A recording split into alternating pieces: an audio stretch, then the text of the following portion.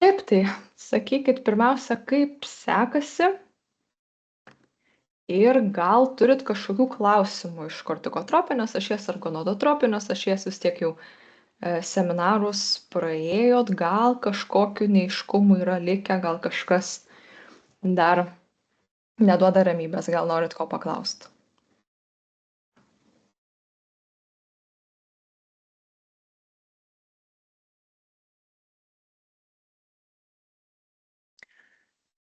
Gerai, kaip suprantu, kad nėra, o taip tai tada šią mūsų tema būtų gonadotropinė ašis. Tai bandysim peržiūrėti indeksus visus, pasimokyti, ką jie reiškia ir tada esu paruošus vieną atvejį. Tai aš galvoju, pabandykim padaryti taip, kad pirmiausia tiesiog aptarkim gonadotropinės ašies indeksus, o paskui tada grįšim prie pačio atvejo ir tada bandysim jau to atvejo kontekste dar kartą iš naujo žiūrėti tuos visus indeksus ir spręsti, ką mes ten matom. Tai aš tada tuoj pasidalinsiu failų ir bandysim viską žiūrėti.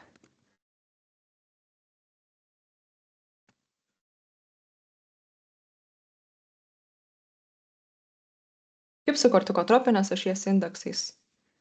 Ar šiek tiek jau yra aiškumo kokio nors?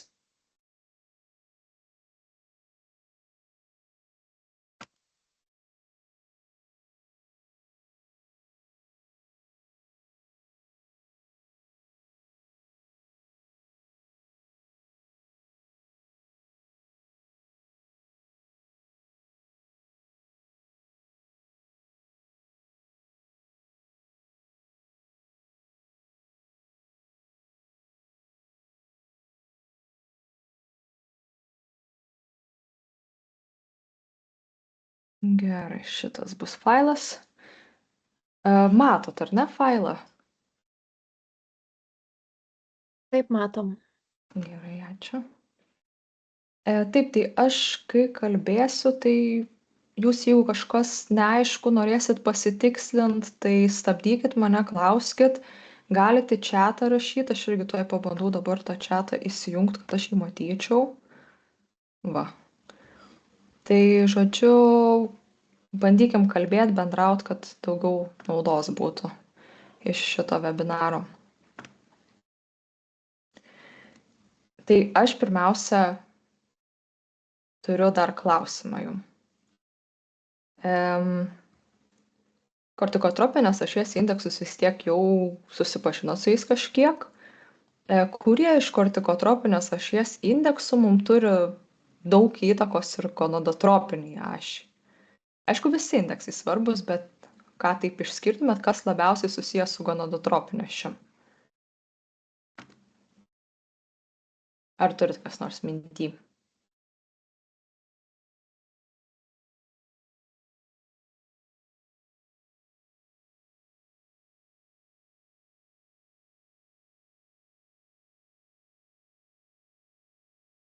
Tai jeigu prisimenat, antinksčiai, antinksčių žievė turi tokias dvi, galima sakyti, funkcijas. Tai viena funkcija yra labiau adaptacijos nukreipta į kortizolio gamybą, o kita funkcija būtų kaip pagalba lytiniams hormonams. Tai antinksčiai gali išskirti ir antinksčių androgenus, ir antinksčiams priklauso DHEA, kuris audiniuose gali būti panaudojamas arba kaip androgenas, nes jis pats yra androgenas, arba gali būti verčiamas į estrogenus. Tai vat ką aš turėjau omeny, kas yra labiau susijęs su gonadotropine ašim iš kortikotropinės ašies, tai būtų mum DHEA indeksas, kuris mum parodo, ar DHEA audiniuose yra verčiamas į estrogenus, ir būtų adrenal androgens indeksas, kuris mum parodo, kiek yra antinksčių androgenų, ar jie yra aktyviai gaminami iš antinksčių. O dar turiu klausimą, kai aš judinu rodyklytę, ar jūs matot tą dalyką ar ne? Aha, matom. Ai, gerai. Tvarkoj, tai tada bus man paprasčiau. Gerai, tai tada Bandykim pirmiausia, kaip sakiau, apie gonadotropinės ašies indeksus pačius pašnekėti. Tai žiūrint į gonadotropinę ašį, mes dar pirmiausia matom, kad čia iš kraujo tyrimų pačių galim iš karto matyti normas TTH ir osteokalcino, nes jie įeina į gonadotropinės ašies indeksų skaičiavimą. TTH įeina dėl to, kad jisai skatina estrogenų metabolinį aktyvumą. Tai visiems gonadotropinės ašies indeksams TTH gali turėti įtakos. Tai kaip ir matysit, iškart parodau iš tikrųjų, jeigu yra dideli TTH nuokrypiai, tai reikia tada iš gonadotropinės ašies faktiškai žiūrėti tik į šitą vieną indeksą. Reiškia, jeigu TTH yra mažiau kaip 0,7 arba TTH yra daugiau kaip 5, tai mes negalėsim vertinti visų kitų estrogenų ir androgenų indeksų, nes jie bus iškreipti ir bus netikslus. Mes galėsim vertinti tada tik šitą vieną indeksą metabolic estrogens. Tai pavyzdžiui, jeigu turėsit pacientą su kažkokia skydliaukės liga, tiroksino fone ar panašiai ir matysit TTH rodiklius labai žemus ar labai aukštus, tai tas gonadotropinės ašies indeksų vertinimas bus tikrai apsunkintas. Reikės tada labai detalios anamnezės, kad būtų galima įsivaizduoti tą lytinių hormonų aktyvumą, o iš indeksų galėsime kreipti dėmesį tik į šitą vieną indeksą. Ir lygiai taip pat, jeigu TTH yra normos ribose, šiuo atveju, jeigu yra aukštesnis kaip 0,7 ir mažesnis negu 5, tai į šitą indeksą, būtent šitą, galim ir nekreipti dėmesio, mums bus svarbiau visi kiti išskaičiuoti indeksai vėliau. Nebent norėtumėt įsivaizduoti, kokie galbūt galėtų būti estrogenai be TTH įtakos, tada galima šiek tiek atkreipti dėmesį ir šitą patį indeksą. Bet čia bus truputį aiškiau prie tam tikrų jau atvejų pacientų, kai žiūrėsim, kada galima šitą indeksą žiūrėti ir jis turės reikšmės, kada nelabai turės reikšmės. Esmė aiški, ar ne? Kad šitas yra toks kaip pataisomas indeksas pagal iškreiptas TTH reikšmes.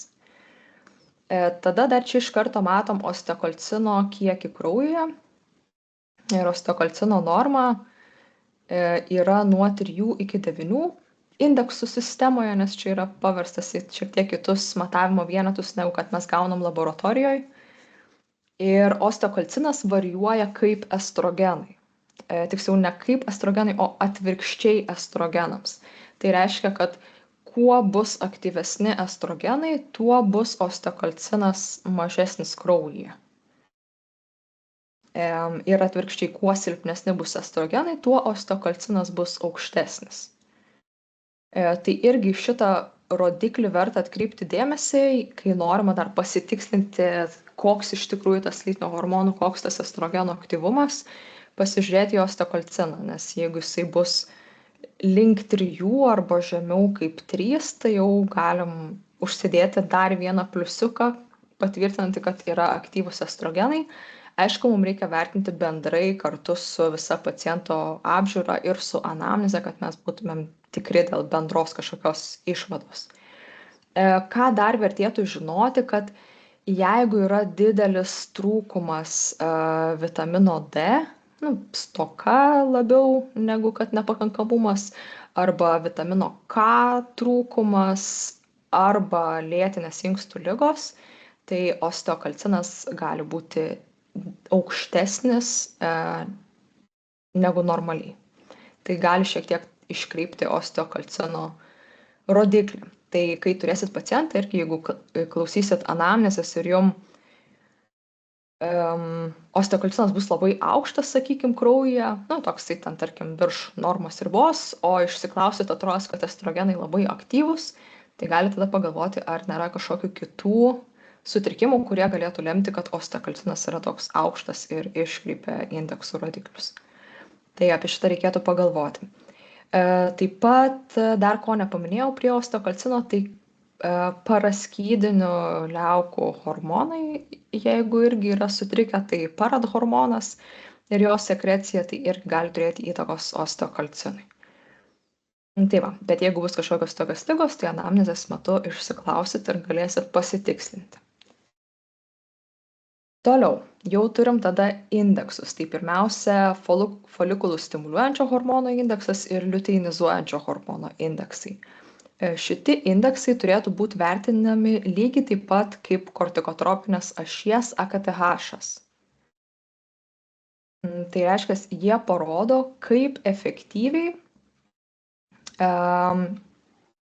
jie aktyvina kiaušidės arba sėklidės, kad gautų lytinių hormonų atsaką. Tai jeigu šitie indeksai yra žemi, tai rodo, kad FSH arba LH efektyviai pastimuliuoja periferiją, kad jie suveikia stipriai ir greitai, galima taip pasakyti. Ir tada būna užslopinami periferinių lytinių hormonų. Jeigu indeksai yra aukšti, tai rodo, kad šitie hormonai veikia ilgai, kad jam reikia pasistengti, kol jie gauna periferijos atsaką. Ir taip pat pastebėsit, kad FSH, LH indeksai, jie visą laiką koreliuos ir su AKTH indeksu. Tai nebus taip, kad tarkim AKTH indeksas labai aukštas, o FSH ir LH žemi indeksai. Tai taip niekada nematysit, nes jie visi koreliuoja kartu. Ir tai yra logiška, nes žinot, kad yra ir horizontali stimulacija, kad AKTH gali stimuliuoti tiek FSH, tiek LH, tai jie yra tarpusavėje susiję. Tai jeigu ilgai bus veikiantis AKTH, tarkim, aukštas indeksas kaip čia, tai AKTH vers ilgai veikti ir FSH ir LH, nes jos nuolat stimuliuos. Tai reiškia dar viena išvada, kad visada priklausys FSH ir LH indeksai taip pat ir nuo kortizolio. Jeigu kortizolis bus stiprus, aktyvus ir užslopins AKTH, tai matysim tada žemus ir FSH, LH indeksus įprastai. Ar pavyksta sekti mintį? Taip. Gerai. Tada dar vienas dalykas, kas būtų svarbu.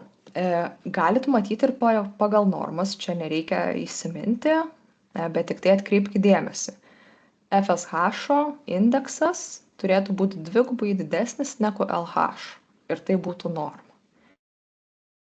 Tai jeigu matytumėt, kaip čia, kad LH indeksas kaip tik yra didesnis už FSH, galima irgi jau galvoti, kad LH yra per aktyvus arba per ilgai veikiantis liuteinizuojantis hormonas. Ir tada nagrinėjant kitus indeksus, renkant anamnezę ir taip toliau, galvoti, kodėl taip gali būti ir ar tai turi įtakos bendrai organizmo veiklai ir sveikatai ir panašiai.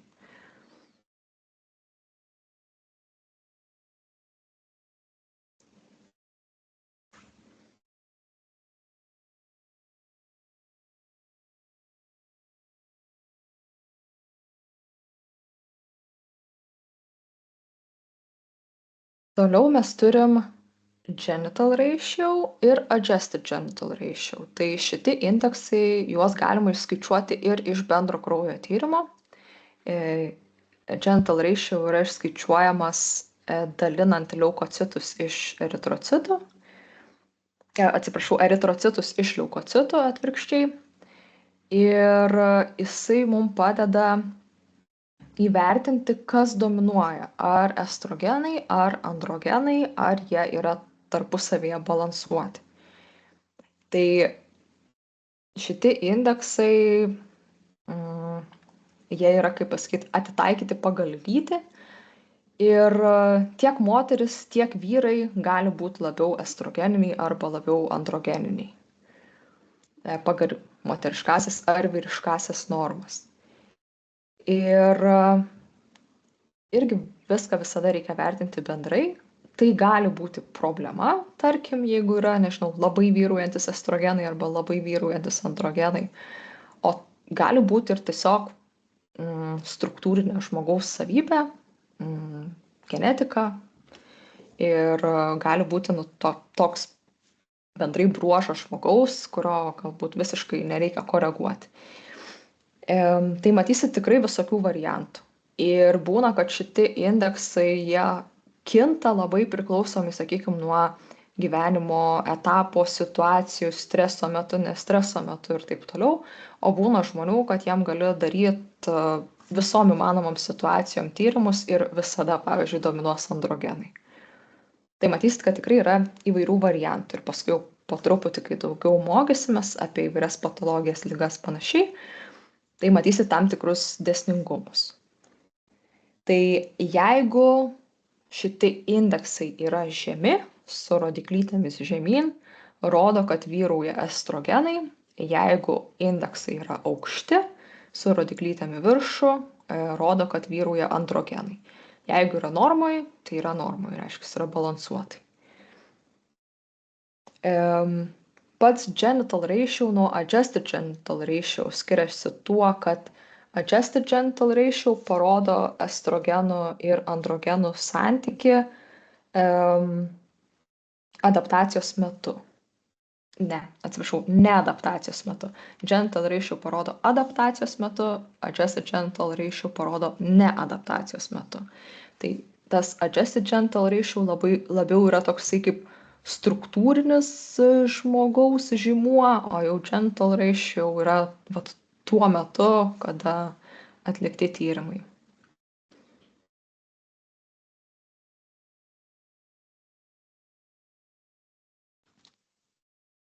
Toliau, mes turim indeksą metabolic estrogens, kuris mums parodo bendrą metabolinį estrogenų aktyvumą, sudėjus genital estrogens ir aromatized estrogens. Tai reiškia, sudėjus estrogenus kilusius iš kiaušidžių, ką rodo genital estrogens, jų aktyvumą, su aromatizuoto estrogeno aktyvumu. Tai aromatizuoto estrogeno kilmė gali būti iš antinksčių, inksto audinio ir riebalinio audinio. Tai normaliai, irgi matot, pagal normų ribas turėtų didesnioji dalis aktyvių estrogenų kilti iš kiaušidžių, iš lytinių liaukų, o aromatizuotoji dalis turėtų būti mažesnė.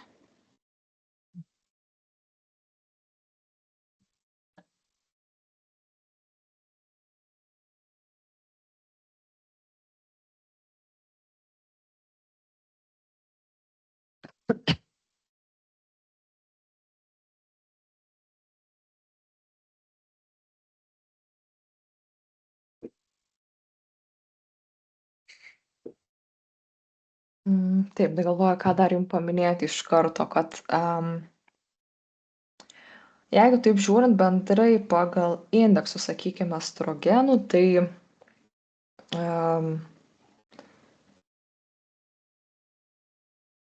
jauniems žmonėms, sakykime,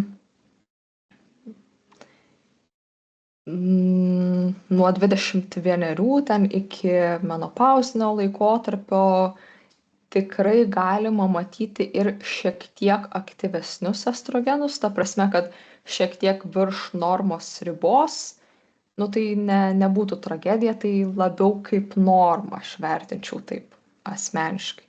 Aišku, paskui reikia viską tikslintis ir pagal anamnezę, ir pagal tai, kokių tikslų mes norim pasiekti, bet tiesiog, sakyčiau, nesigąsdinti, jeigu truputį aukštesni tie indeksai yra negu norma. Tai labai dažnai galim matyti.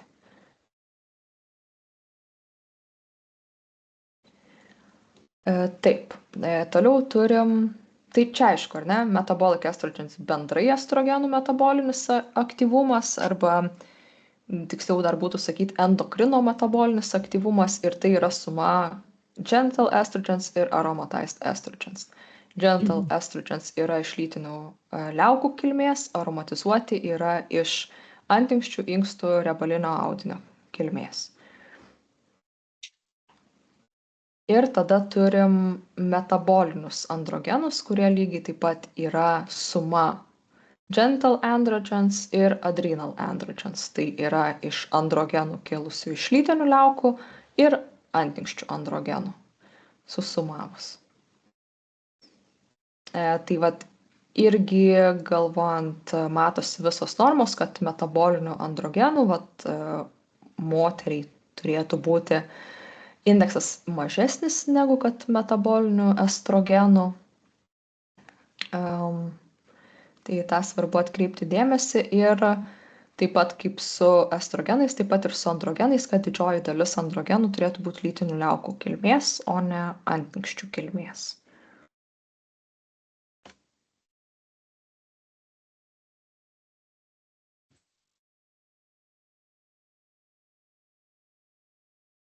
Jeigu norint dar tiksliau, tai šiaip yra ir tose failuose, kur turiu turėti apie indeksų aprašymą, tiksliau nurodyta, kad iš lytinių liaukų kilmės tiek androgenų, tiek estrogenų turėtų būti apie 60–70%, o iš antinksčių kilmės 30–40%.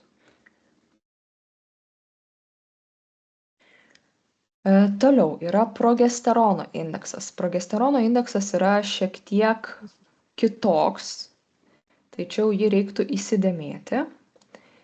Progesterono indeksas mums parodo ne bendrai progesterono aktyvumą, bet rodo, jeigu yra padidėjęs progesterono indeksas, tai rodo, kad progesteronas yra sunaudojamas kortizolio gamybai. Ir kaip progesteronas, nes žinot, biochemiškai progesteronas yra prekursorius kortizolio. Tai iš progesterono yra gaminamas kortizolis. Tai šitas indeksas mums būtent ir rodo, jeigu jisai aukštas, kad progesteronas yra sunaudojamas kortizolio gamybai. Tai gali rodyti, kad bus progesterono trūkumas, bet nebūtinai. Tai čia jau konkrečiai pagal situaciją reikės vertinti, ar tarkim, jeigu tas indeksas aukštas, ar reikės progesterono palaikymo, ar nereikės progesterono palaikymo. Bet jūs tiesiog tada žinosit faktą, kad progesteronas yra naudojamas kortizolio gamybai. Tai reiškia, progesterono indeksas visą laiką koreliuos ir su kortizolio indeksu. Kuo bus kortizolio indeksas aukštesnis, tuo ir progesterono indeksas bus aukštesnis. Ir jeigu progesterono indeksas yra žemas, su rodiklyte žemyn, tai rodo, kad progesteronas yra naudojamas lytiniai funkcijai. Savo lytiniai funkcijai atlikti, kaip hormonas lytinės ašies.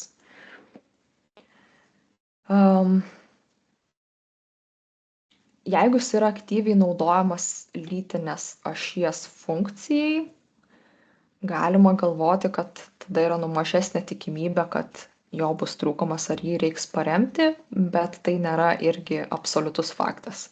Reikia remtis, aišku, ir kitais indeksais ir anamnezę vertinant, ar progesteroną reikėtų paremti ar nereikėtų paremti. Ir jeigu progesterono indeksas yra normos ribose, tai rodo, kad yra balansas, kad progesteronas yra naudojamas tiek kortizoliui gaminti, tiek ir atlieka savo kaip lytinio hormono funkciją. Tai aišku yra šiaip geriausias variantas, kai jisai yra normos ribose.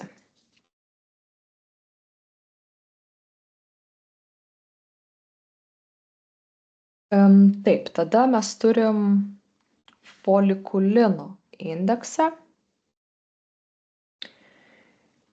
kuris mums parodo, kaip stipriai turi veikti folikulus stimuliuojantis hormonas, kad gautų atsaką iš kiaušidžių gaminti estrogenus. Tai kuo indeksas yra aukštesnis, tuo rodo, kad labiau reikia FSH-ui pasistengti, kad gautų tą atsaką iš kiaušidžių. Ir taip pat folikulino indeksas gali būti naudojamas vertinant estrogenų ir progesterono santykį. Tai kuo folikulino indeksas bus aukštesnis, tuo labiau dominuoja estrogenai negu progesteronas. Ir kuo jisai žemesnis, tuo labiau gali dominuoti progesteronas negu estrogenai. Dar šitoj vietoj norėčiau irgi jum pabrėžti, kad mes niekada nevertinam vieno indekso ir iš jo nedarom išvadų. Tai tarkim, jūs matot folikulino indeksą ir galvojat, kad estrogenai stipresni už progesteroną, bet reikia tada pasižiūrėti visus kitus indeksus gonadotropinės ašies ir pagalvoti, žinoma, apie anamnezę ir tik tada daryti išvadą, ar tikrai taip yra, kad estrogenai dominuoja prieš progesteroną. Tai visą laiką vertinam visą bendrą vaizdą. Toliau mes turim audinių estrogenų ir audinių androgenų indeksus, kurie parodo, kaip tiek estrogenai, tiek androgenai veikia būtent audiniuose. Nu tai sakykime, raumeniniam audiny, riebaliniam audiny, ten inksto audiny ir panašiai. Tai jie koreliuoja ir su kitais gonadotropinės ašies indeksais, bet tikrai būna naudingi, ypač galvojant tam tikrom situacijom, ar tikrai reikia, pavyzdžiui, veikti tuos lytinius hormonus, ten paslopinti estrogenus ar androgenus. Tai vat jeigu, kaip pavyzdys, tarkim, moteris yra turėjusi polipų ar miomų, tarkim, operuoti ir ar panašiai, tai galvojant, ar reikėtų paslopinti, tarkim, lytinių hormonų aktyvumą, mes galim pasižiūrėti būtinai ir į tą audinių estrogenų indeksą ir jeigu jisai yra aukštas, padidėjęs, tai yra nepalankesnė situacija, negu kad jis būtų normai arba žemesnis.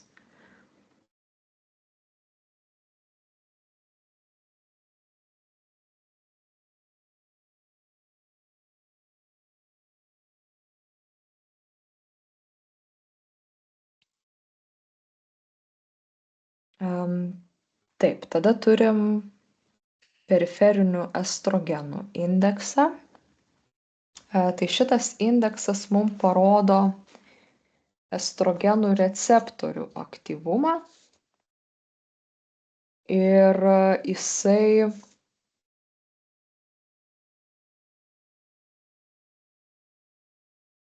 visada koreliuos su FSH indeksu. Tai kuo FSH indeksas bus aukštesnis, tuo periferinio estrogenų indeksas bus žemesnis ir atvirkščiai.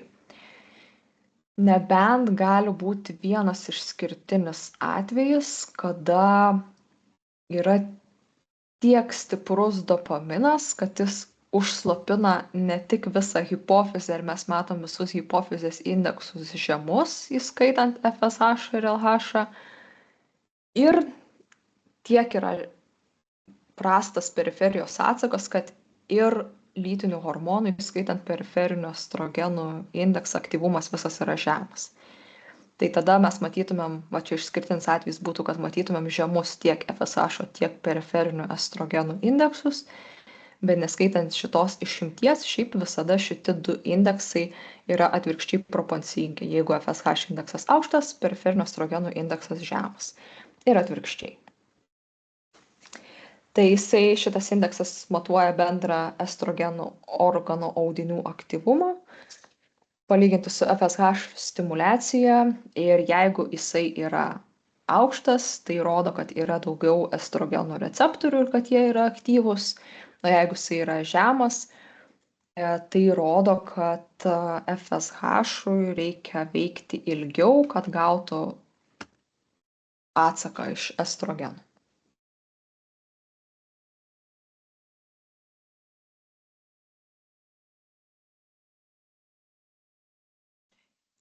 Tai pavyzdžiui, irgi jeigu galvojant apie tam tikrus nusiskundimus arba ligas, kur yra įtrauktas estrogenų aktyvumas, tai mums būtų nepalankiau, jeigu būtų aukšti tiek metabolic estrogens indeksai, tiek ir peripheral estrogens indeksas.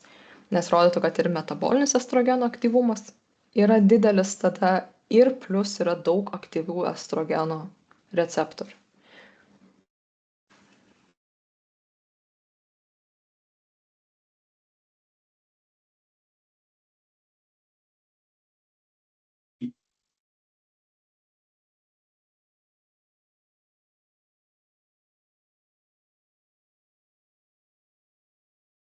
Taip, tada yra paradohormonų indeksas, kuris matuoja endokrino metabolinį paradohormono aktyvumą. Tai šitas gan paprastas yra indeksas, tiesiog jeigu yra aukštesnis indeksas, tai jis rodo didesnį paradohormono aktyvumą, jeigu normai, tai normai, jeigu mažesnis indeksas, tai rodo mažesnį paradohormono aktyvumą.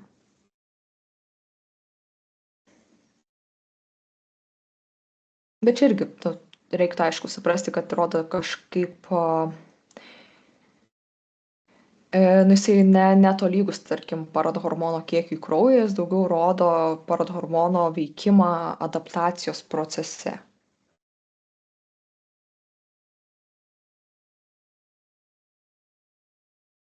Ir šitas indeksas jisai taip pat koreliuos ir su skydliaukės veikla. Tai jeigu bus silpna skydliaukė, aukštas TTH kraujyje, tai tada mes matysim aukštą šitą paradohormono indeksą. Nes, taip yra kaip kompensacinis mechanizmas. Jeigu skydliaukė negali normaliai atlikti savo katabolinės funkcijos ir atpalaiduoti kalcį iš kaulo adaptacijai, tai turi padaryti kažkas kitas. Ir tas kitas gali būti paradhormonas, kuris padeda ardyti kaulą ir paimti kalcį iš kaulo.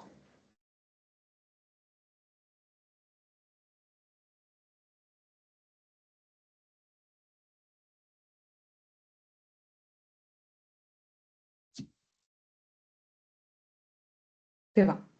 Tai toks, norint koreguoti paradhormoną, iš principo pirmiausia reiktų susižiūrėti skydliaukės veiklą ir koreguoti skydliaukės aktyvumą.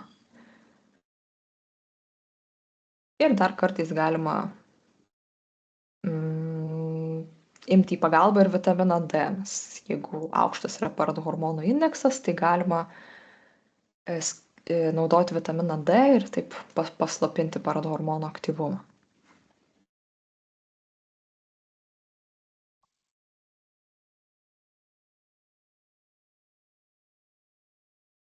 Netiesiogiai, bet ten per spazmofilijos seminarą daugiau pasiaiškinsim apie sąveiką paradhormono ir vitamino D.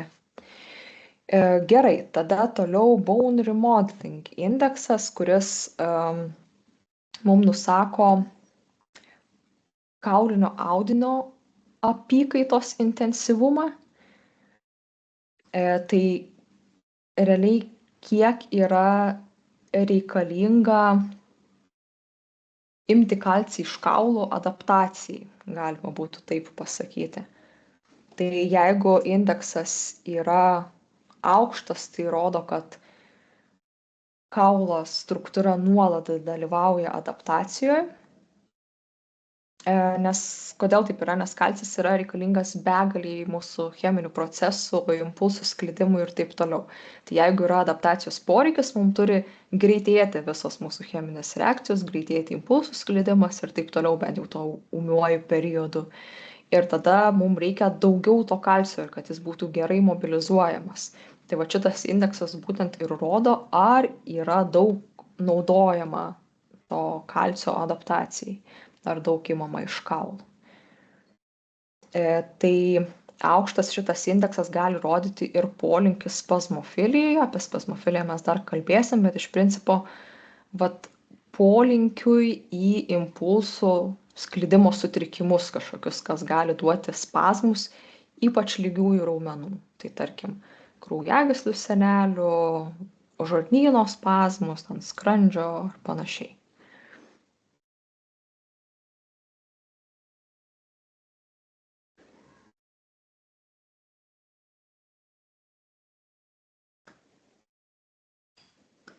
Na ir aišku, jeigu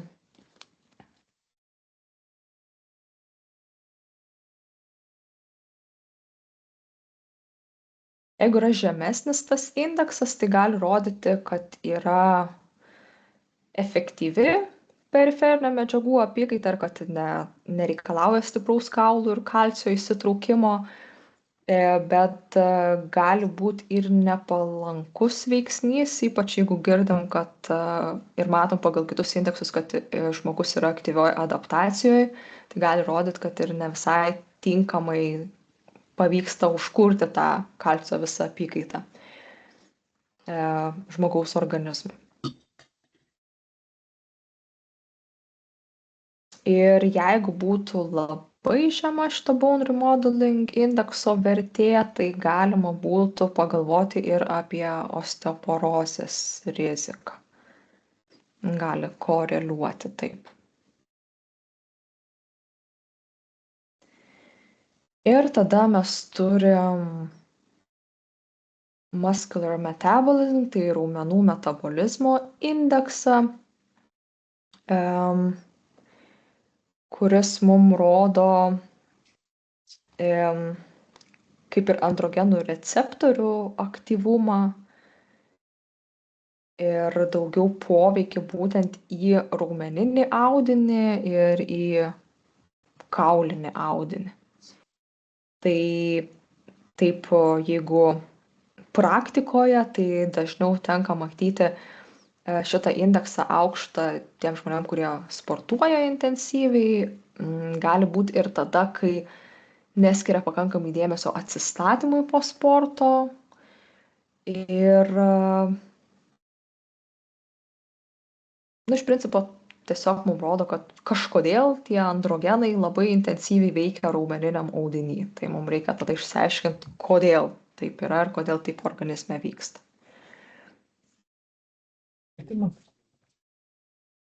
Jau daugmaž įvažiavau. Kad nematyti.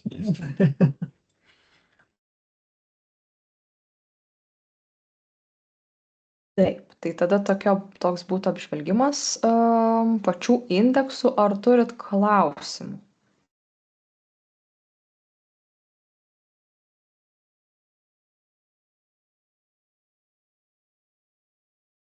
Aš suprantu, kad šiaip dar bendrai daug labai klausimų yra ir dar ne visai viskas aišku, kaip čia kas, bet bent jau mintį sekti šiaip pavyko, ar ne? Pavyko, ačiū. Gerai.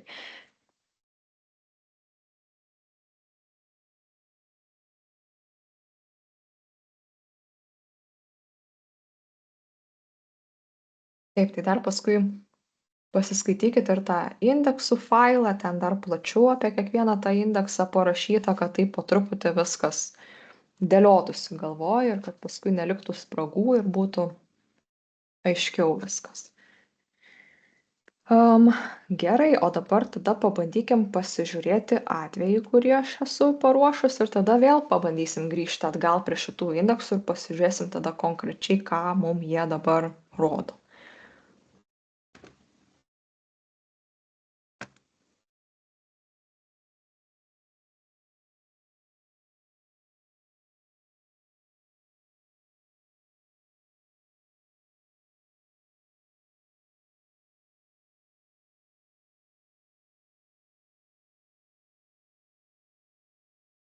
Taip, tai tyrimai, kuriuos ir dabar žiūrėjom ir dar žiūrėsim, yra 34 metų moters.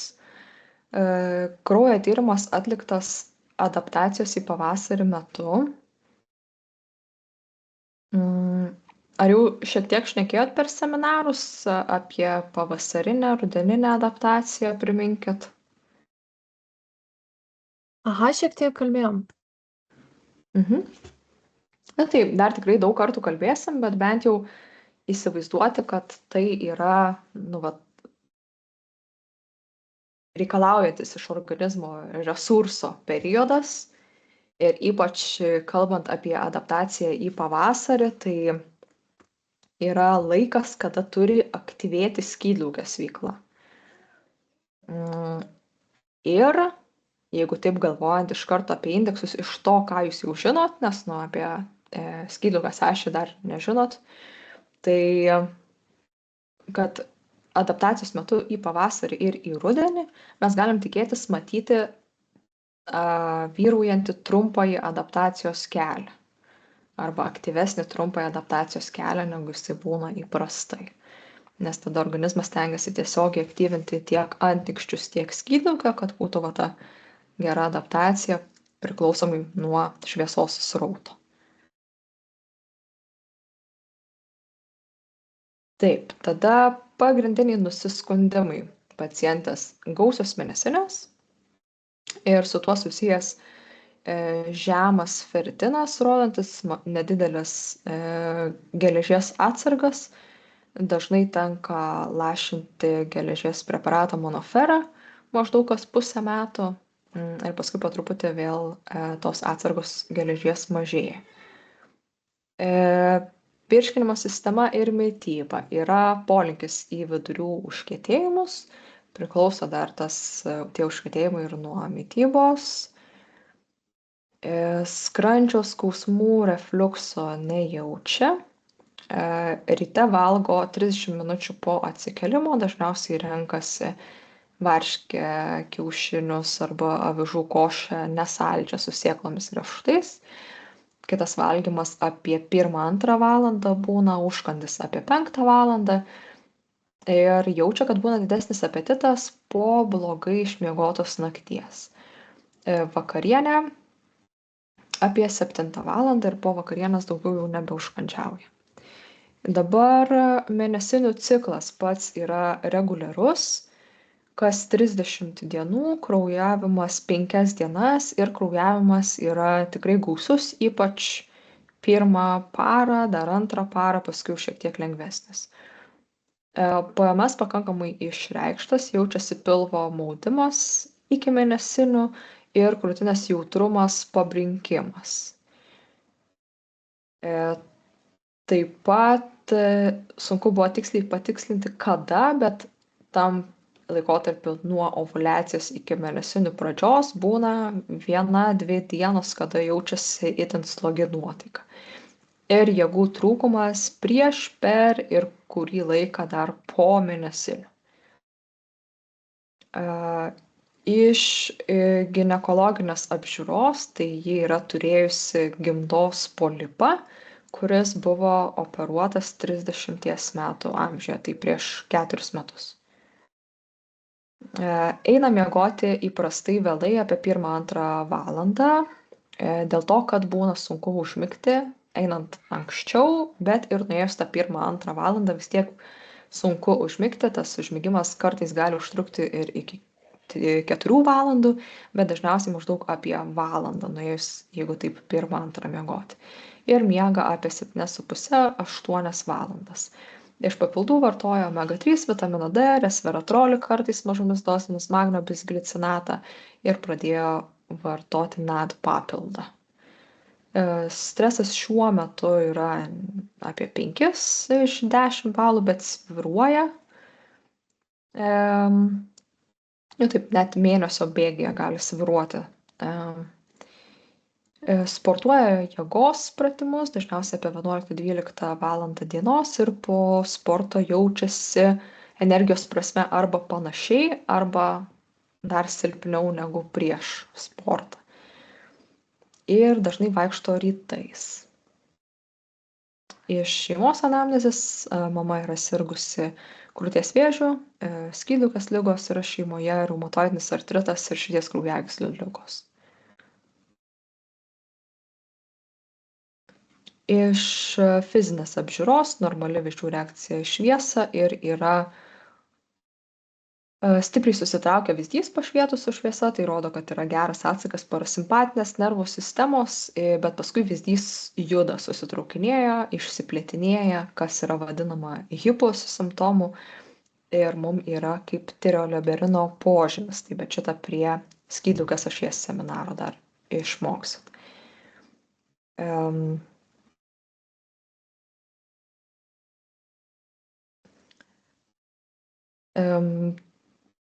Glabella tap dar yra toks simptomas, dar tikriausiai jums čia negirdėta, ar ne? Glabella tap, chvostek. Tai čia dar prieisim šiek tiek vėliau. Aš galvoju, aš paskui su jumis dar turėsiu somatotropinės ašies webinarą irgi. Tai galėsim grįžti šiek tiek prie šito atveju ir dar kur kažkas bus neaišku, galėsim paskui pabandyti pilną vaizdą pasižiūrėti, tai dar ir tos požymius gal tada plačiau papasakosiu, dabar kol kas gal neapkrausiu jūsų per daug, nes dar turėtų būti negirdėta. Bet jau gonozdropinės ašies seminarą turėjot, tai kokių minčių jum kyla paklausius va šitą ginekologinę anamnezę, apie kraujavimą, apie PMS, ką galvotumėt?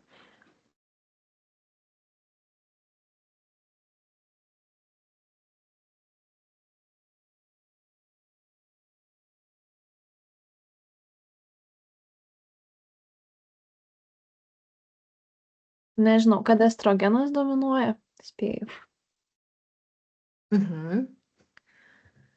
Taip, iš tikrųjų jau, kai yra gausus kraujavimas, tai dar visų pirma rekomenduočiau, jeigu taip renkat anamnezę iš paciento, tai kai kažkas pamini, kad yra kraujavimas gausus, pasitikslint, nes aišku, čia labai toks irgi subjektyvus gali būti vertinimas.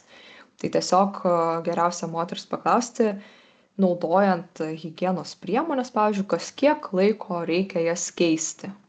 Tai jeigu sako, kad ten, nežinau, kas 2 valandas jau būtinai, nes yra baisu, kad prabėgs ar panašiai, nu, tai jau galima galvoti, kad tikrai tas kraujavimas gausus. O jeigu sako gausus kraujavimas, bet pasako, kad ten pasikeičia į klotą ar ten tamponą 2-3 kartus per dieną, tai gal ir nebus jau toks jau itin gausus, toks vidutinio labiau gausumo. Tai va čia šitos pacientės tas kraujavimas tikrai gausus, nu, tai mes galim įtarti, kad bus aktyvūs estrogenai, priaugina daug gleivinės ir tada yra tas gausus kraujavimas. Plus, kai anamnezėj turim informaciją, kad yra buvęs gimdos polipas, tai irgi galim galvoti, įtarti, kad bus didesnis estrogenų aktyvumas, nes jie irgi duoda augimą gimdos gleivinės ir vat tą polipų augimą irgi gali skatinti. Aišku, yra ir kiti dar veiksniai, paskui galėsim pakalbėti, kas dar turi įtakos, bet estrogenai būtų vienas iš svarbesnių veiksnių prie polipų augimo. Dabar krūtinės jautrumas arba skausmingumas, kieno yra požymis.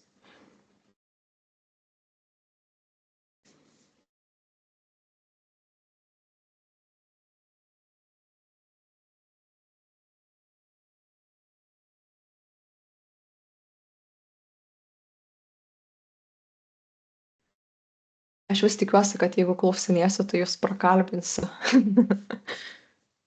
Gal progesterono? Aha.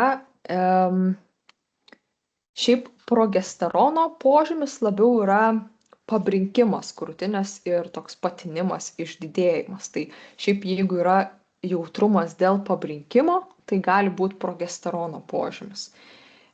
Bet jeigu yra krūtinė skausminga, jautri, bet nepabrinkusi, tai jau būtų estrogenų požymis. Ir jeigu jinai yra ir skausminga, ir pabrinkusi, tai gali rodyti, kad yra tiek estrogenai, tiek progesteronas aktyvus.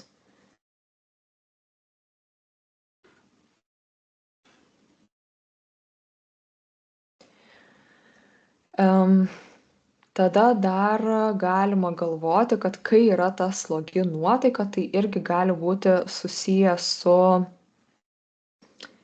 estrogenų didesniu aktyvumu negu progesterono. Gali būti susijęs su FSH pakilimu, ta slogi nuotaika. Ir tas simptomas, kad yra jėgų trūkumas prieš per mėnesines, gali mums dar irgi nurodyti, kad antinksčiai irgi įsitraukia į mėnesinių ciklo palaikymą. Ir jeigu jie daugiau bando gaminti antinksčių androgeno ar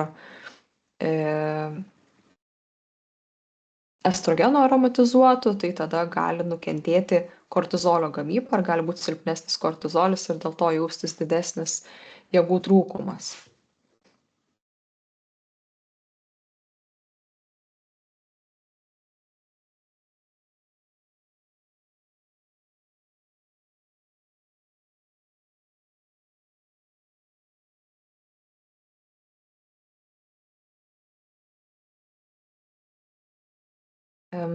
Taip.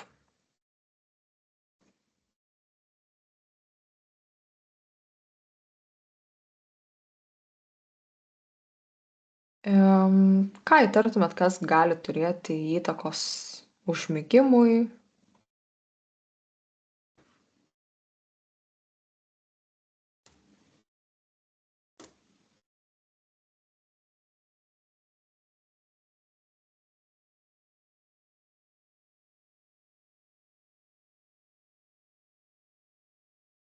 Nu, kad blogai gal, kad eina labai vėlai miegoti. Tas ritmiškumo sutrikimas. Mhm.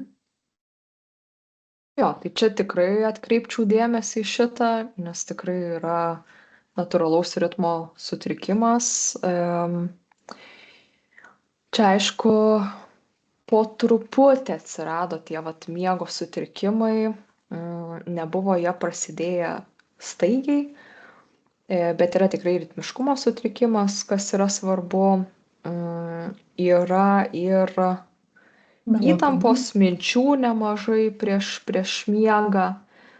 Tai tikrai įtakos turi ir nervų sistema, kad išlieka tas budrumas toksai didesnis dar į vakarą.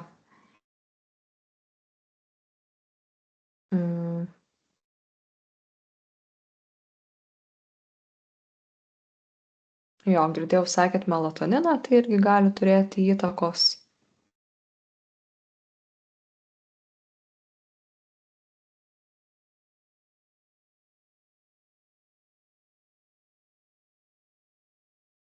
Gerai, tai gal pabandykim tada dar kartelį grįžti prie tyrimų ir pasižiūrėti, kaip ten kas atrodo.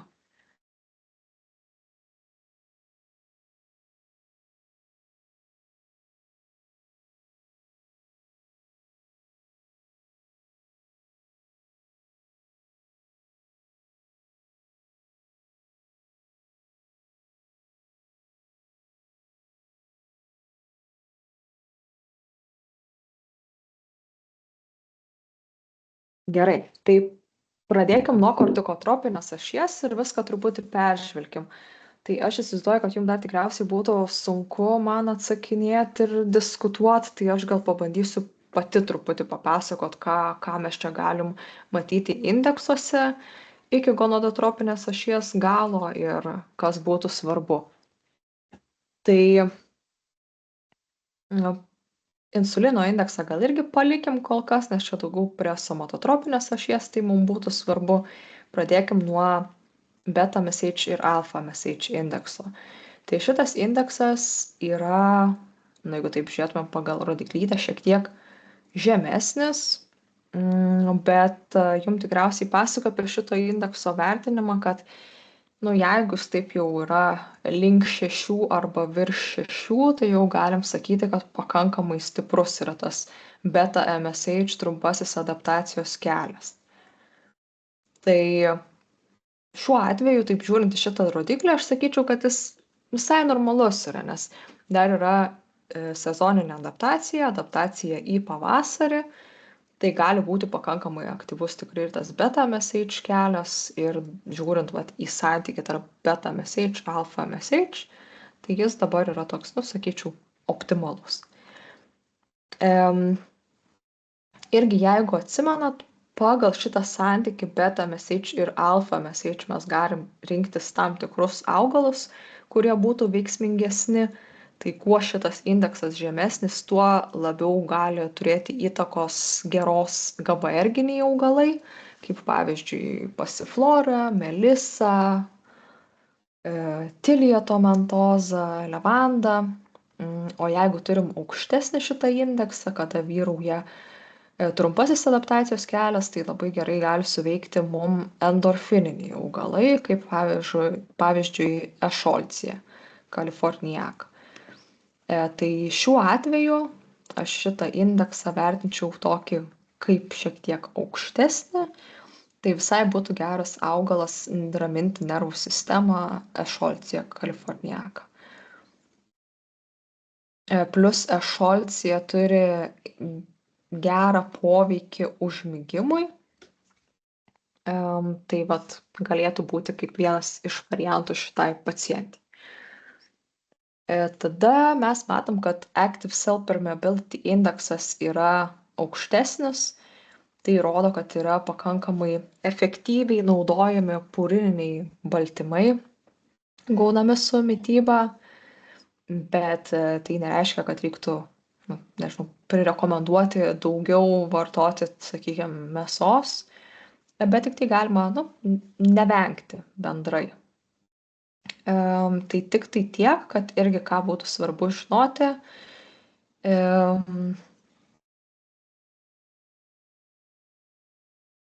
kad jeigu mes turim aktyvesnius lytinius hormonus, kaip va čia pavyzdžiui pas šitą pacientę matom, tai kuo daugiau pacientas vartos gyvūninės kilmės baltymo, tai gali aktyvinti estrogenus kraujyje ir didinti jų kiekį kraujyje ir didinti aktyvumą estrogenų.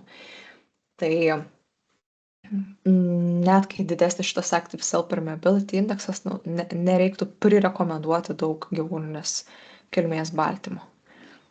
Bet čia būtent gyvūninės kilmės. Tada Passive Cell Permeability Indexas yra žemesnis ir tai rodo, kad yra mažesnis takumas ląstelių. Ir tokiu atveju, kadangi mes čia kalbam apie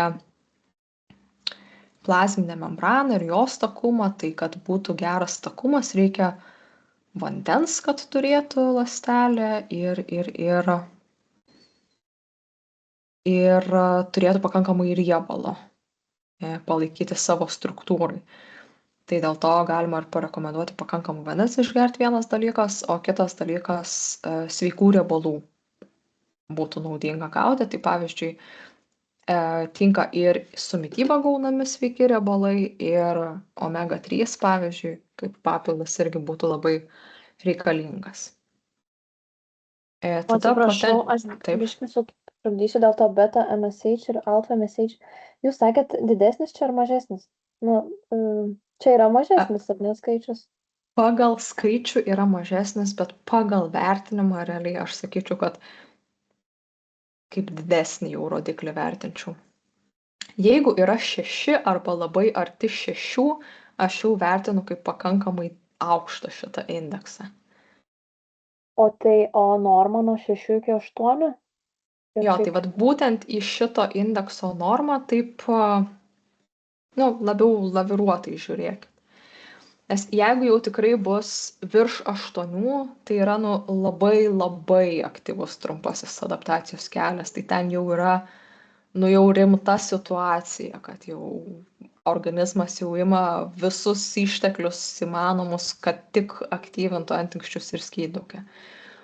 Tai čia jau kai virš 8. Jeigu yra kaip po norma, tarp 6-8, tai irgi rodo, kad yra aktyvus tas trumpasis adaptacijos kelias. Nes šiaip, kodėl aš taip kalbu, nes šiaip mes labiau turėtumėm adaptuotis tuo ilguoju adaptacijos keliu įprastai.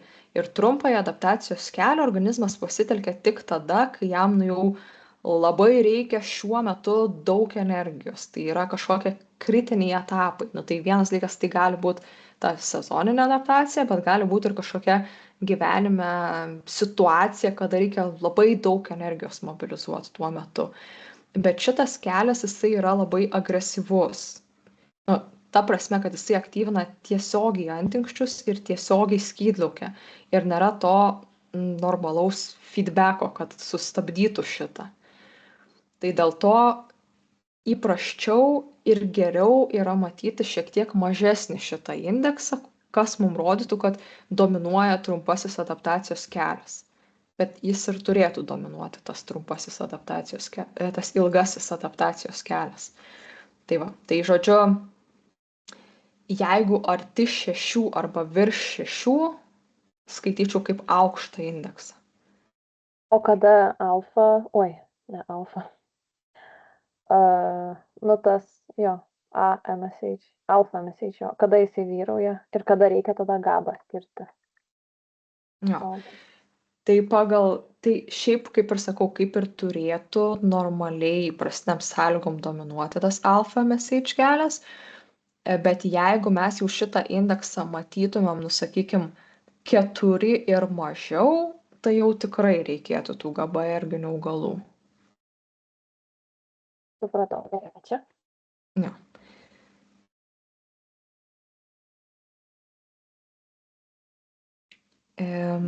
Tvarkoj. Tai tada žiūrėkim truputį tolyn, tada yra potential histamine indeksas. Čia šitu atveju tikriausiai minėjau, kad į tą minusiuką nereikia kreipti dėmesio ir vertinti lyg būtų 68. Tai žodžiu, nesvarbu, kad čia yra rodiklytė žemyn, nu čia taip tiesiog matematiškai gaunasi išskaičiuoti su minusiuku, dėl to ta rodiklytė žemyn. Bet čia yra padidėjęs šitas indeksas, aukštas. Esat jau girdėję apie tai, ar ne? Čia nepasakiau kažko naujo. Taip, sakė praeitą kartą. Gerai. Tai tada labai gerai. Tai va, tai šitas indeksas tada, mato, dabar yra 68, kai norma yra iki 12. Nu, tai reiškia, indeksas yra aukštas ir tai rodo, kad yra aktyvesnė simpatinė nervų sistema, kad yra didesnis budrumas. Organizmas stebi, žiūri, vertina, galvoja, kas čia vyksta. Ir visą laiką dar galima šitą indeksą potential histamine vertinti kartu su histamine indeksu. Tai įprastai histamino indeksas turėtų būti 5 kartus didesnis negu potential histamine indeksas, o kartais būna, kad mes matom atvirkščiai. Ir tada, jeigu dominuoja potential histamine indeksas, tai rodytų, kad tada žmogus yra toks, labai mėgsta kontrolę, viską kontroliuoti ir viską sužiūrėti ir viską susekti, kas vyksta. O jeigu kaip tik histamino indeksas yra aktyvesnis, kaip šiuo atveju, tai rodo tokį bendrai didesnį aktyvumą nervinės sistemos.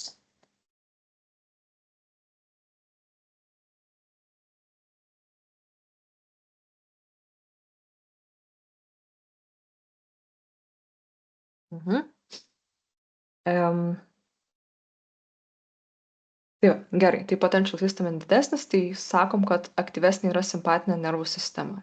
Tada turim thyroid metabolic indeksas, kuris šiaip mums nusako skydliaukės metabolinį aktyvumą, bet šitoj vietoj jis atsiduria dėl to, kad jisai mums iš dalies gali rodyti ir beta simpatinės nervų sistemos aktyvumą, kadangi tiroksino ir adrenalino poveikis yra vienas kitą stiprinantis, tai dėl to šitoje vietoje atsiduria šitas indeksas. Tai šiuo atveju jisai yra normalus, norma.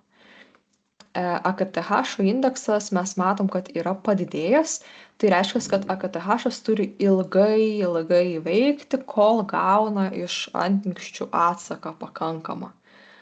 Ir kortizolis yra per silpnas, kad užslopintų AKTH. Tai iš karto galime ir pasitikrinti ir mes matom, kad antinksčių adrenal gland indeksas yra 0,85, kai norma turėtų būti apie 3. Tai matom, kad daugiau negu 3 silpnesni yra antinksčiai negu norma. Ir kortizolis irgi yra silpnas 1,16, kai turėtų būti tarp 3-7. Ir kas dar yra svarbu, ką jums tikriausiai jau minėjo, tai santykis tarp antinksčių ir kortizolio, kuris turėtų būti bent jau 1:2. 1:2,5, 1:3 galėtų būti, o čia yra tikrai mažesnis negu kad 1:2, dabar tiksliai neskaičiavau. Tai reiškia, kad antinksčiai išskiria nepakankamai kortizolio, kortizolis yra nepakankamai aktyvus ir pilnai negali atlikti savo funkcijų. Dėl to mes matom ir, kad histaminas yra daug aktyvesnis negu norma, nes yra silpni antinksčiai ir silpnas kortizolio aktyvumas, kortizolis histamino negali užslopinti. Tada dar jeigu žiūrėtumėm iš eilės, matom, kad yra aukštas antinksčių androgenų indeksas, daugiau negu dvigubai aukštesnis, ir DHA indeksas aukštas. Tai reiškia, kad DHA audiniuose yra verčiamas būtent į estrogenus. Progesterono indeksas žemas mums rodo, kad progesteronas atlieka savo kaip lytinio hormono funkcijas.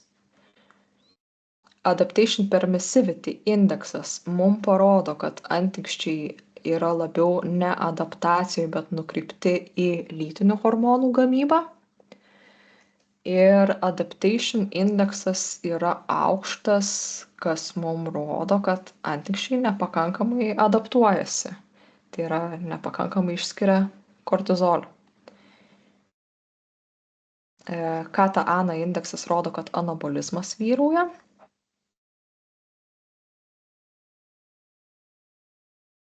Dar turim kraujo rodiklius, tai eozinofilai yra aukšti, iš ko mes jau galėtumėm įtarti, kad kortizolis bus per silpnas.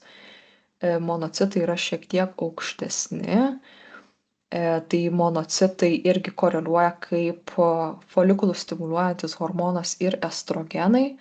Tai kuo monocitų skaičius kraujyje būna didesnis procentaliai, galima įtarti, kad FSH yra stipresnis, folikulų stimuliuojantis hormonas, ilgiau veikiantis.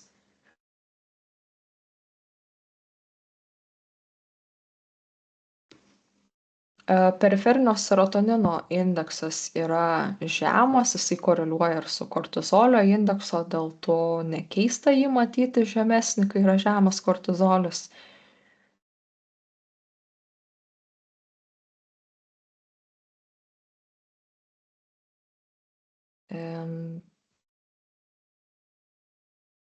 Taip, leukocitų mobilizacijos indeksas normoje. Kaip ir neblogai, bet trombocitų mobilizacijos indeksas yra žemesnis. Tai rodo, kad santykyje alfa simpatinė nervų sistema yra aktyvesnė negu beta simpatinė nervų sistema, kad beta dalis yra silpnesnė ir gali būti polinkis ir į spazmavimus. Ir bendrai daugiau gali būti polinkis į tokį kaupimą ir emocijų taipogi, kad daugiau vyrauja ta alfa dalis, daugiau įtampos koncentracijos ir blogesnė yra mobilizacija ir paleidimas.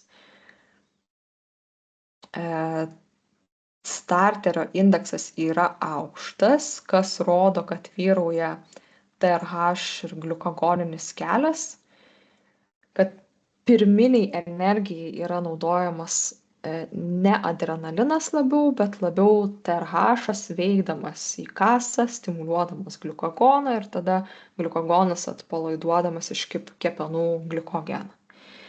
Tai šitokį šiek tiek aukštesnį indeksą pakankamai įprasta matyti pas suaugusius žmonės, būtų neįprasta matyti vaikams, vaikai turi žemesnį šitą indeksą, tai dar toksai 1,2 nelaikyčiau šio kaip labai aukšto indekso.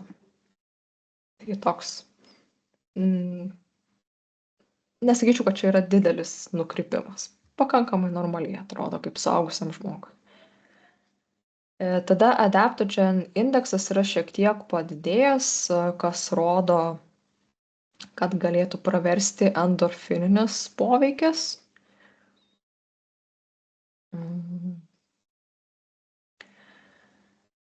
Šiaip dažnai galima matyti, kad ir žmonės, kurie turi tą didesnį adaptogen indeksą, kad jiems sunkiau būna nusiraminti ir daugiau visokių minčių sukasi galvoj, nebūtinai nerimo, bet labai intensyvi smegenų veikla būdinga.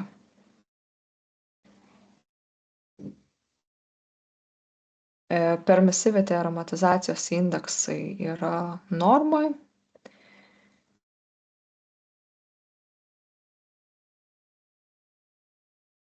Tai rodo, kad antinksčiai vykdo ir tą leidžiamąją funkciją. ir aldosterono indeksas yra aukštesnis, rodo didesnį aldosterono aktyvumą. Tai kas irgi pakankamai įprasta yra matyti, kai yra silpnesnis kortizolio aktyvumas, jie koreliuojantis yra indeksai, nes šiaip kortizolis ir aldosteronas irgi gali veikti per tuos pačius receptorius.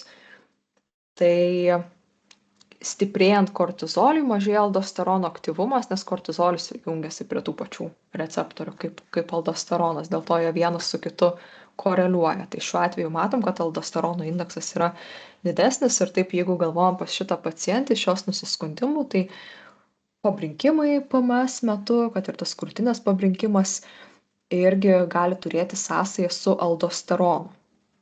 Nes toks yra, tas krūtinės pabrinkimas priklauso ne tik nuo progesterono, bet daugiau nuo sąveikos aldosterono ir progesterono veikiančių kartu. Nes, dar pratęsiu mintį, aldosteronas gali skatinti liuteinizuojantį hormoną, kad liuteinizuojantis hormonas stimuliuotų progesteroną. Tai galvojant apie šitą moterį ir jos krūtinės pabrinkimus, tai gali būti sąveika, kad aldosteronas stimuliuoja liuteinizuojantį hormoną, liuteinizuojantis hormonas progesteroną ir tada atsiranda tie PMS tinimai.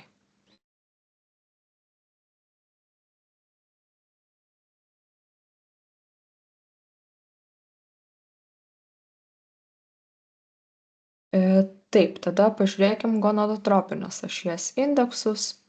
Tai folikulų stimuliuojančio hormono ir liuteinizuojančio hormono indeksai yra aukštesni, kas rodo, kad šitiem hormonam reikia ilgiau veikti, kad gautų atsaką iš kiaušidžių, bet jie tą periferijos atsaką išgauna, vis tiek matom, kad pakankamai aukštą, nes šitie visi lytiniai hormonai yra faktiškai, taip, visi yra virš normos ribos.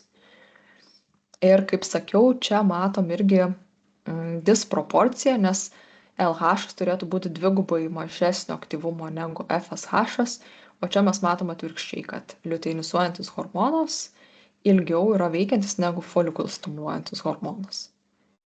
Tai taip neturėtų būti. Tai jau ką paminėjau, kad vienas iš dalykų, kas tam gali turėti įtakos, tai gali būti aldosteronas.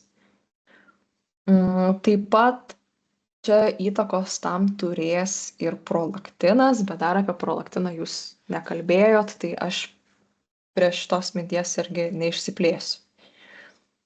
Toliau, matom pagal genital ratio, kad yra vyraujantis androgenai. Tai tiek adaptacijos metu, ką rodo genital ratio, tiek neadaptacijos metu, ką rodo adjusted genital ratio, vyrauja androgenai.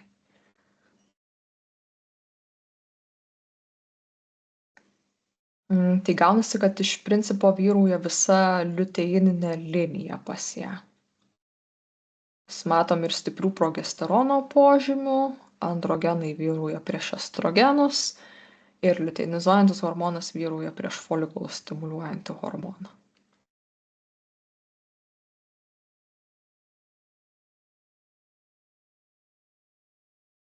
Taip, tada kadangi TTH neturi didelių nuokrypių, tai į šitą indeksą mes net nežiūrim. Ir žiūrim, kad metabolinių estrogenų indeksas yra šiek tiek virš normos ribos. Yra aktyvesni tiek genital estrogens, tiek kiaušidžių estrogenai, tiek ir aromatizuoti estrogenai. Ir matom, kad yra dvigubai aktyvesni androgenai. Ir irgi yra jų aktyvumas tiek iš lytinių liaukų kilmės, tiek iš antinksčių androgenų.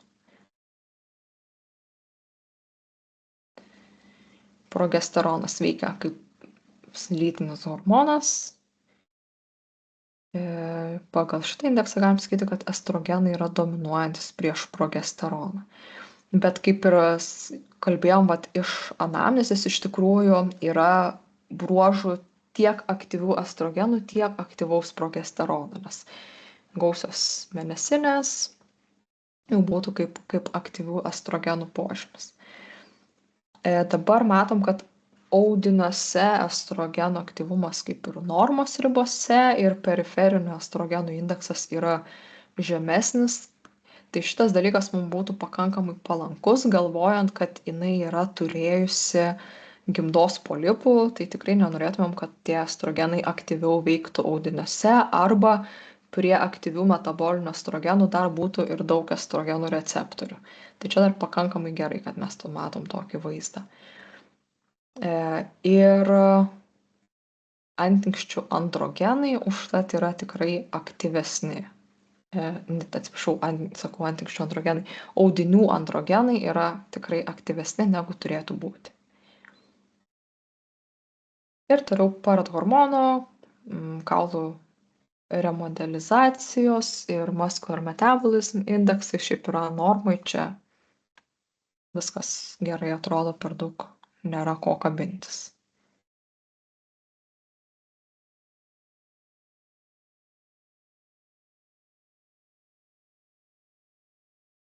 Tai kas jums taip dabar iš to, ką apžvelgiam, atrodytų, kad norėtumėt pakoreguoti, ar kas atrodytų ne taip kažkaip, kaip turėtų būti? Kas labiausiai krenta į akis? Gal LH reikėtų mažinti? Aha, tas LH labai krenta į akis, kad daug aktyvesnis negu FSH ir dar ir androgenai tie metaboliniai irgi dvigubai aktyvesni negu turėtų būti, tai taip. Pritariu, kas dar krenta į akis?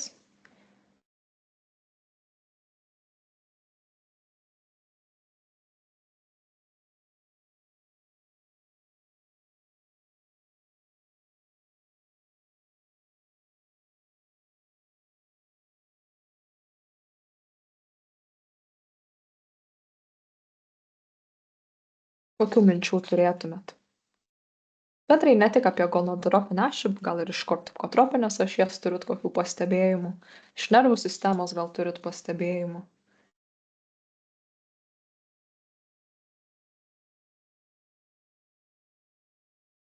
Nu, gal tas antinksčius reikėtų paremti. Atsiprašau. Taip. Tikrai taip. Antinksčiai labai silpni. Tas 0,85 tikrai yra žemas labai rodiklis. Tai antinksčius reikėtų paremti. Ką dar galvojat?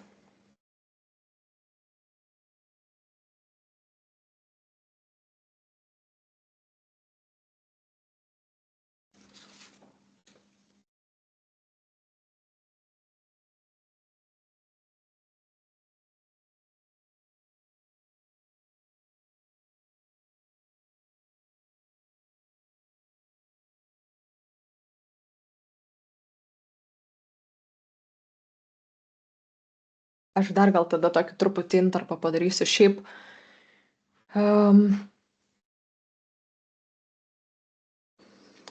kalbėjom, kad šiuo metu pacientė tą savo stresą įvertino tuo metu, kai aš su ja bendravau, jinai įvertino 5 balais iš 10. Bet sakė, kad labai svyruoja tas krūvis ir tikrai būna labai stresingų dienų ir darbo krūviai tikrai pakankamai nemaži. Ir atsiminkit, dar yra ta pavasarinė adaptacija, tai kaip ir šiuo metu mes tikėtumėmės matyti, kad antinksčiai bando adaptuotis. O dabar pagal indeksus mes matom, kad antinksčiai yra daugiau tai leidžiamoji funkcija ir nukreipti į lytinių hormonų gamybą. Kai mes tikėtumėmės, kad adaptacijos pavasarinės metu ir esant darbiniam krūviui ir panašiai, kad turėtų aktyvėti kortizolis. Tai labai atkreipčiau dėmesį, kad čia antinksčiai yra silpni ir jie nebesugeba atlikti to savo vaidmens reikalingo adaptacijai. Tai tas santykis antinksčių su kortizoliu, kad yra net nesiekia to 1:2, yra labai nepalankus. Ir tada ką mes matom, kad antinksčiai yra daugiau nukrypę į antinksčių androgenų gamybą, kad DHA gamybą ir DHA vertimą į estrogenus. Bet tada mes galim ir pasitikrinti, mes matom antinksčiai, gamina daug antinksčių androgenų ir DHA dar naudojamas kaip pirmtakas estrogenam, kad dar audiniuose prigamintų tų estrogenų.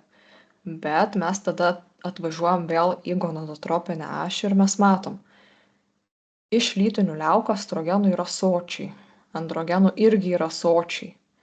Tai yra nereikalinga, kad antinksčiai dar gamintų tos antinksčių androgenus, kad tas DHA dar audiniuose būtų verčiamas į estrogenus, nes ir taip tų lytinių hormonų užtektų panašu, kad iš lytinių liaukų kilmės. Tai va čia yra tokia truputį disadaptacija, disproporcija.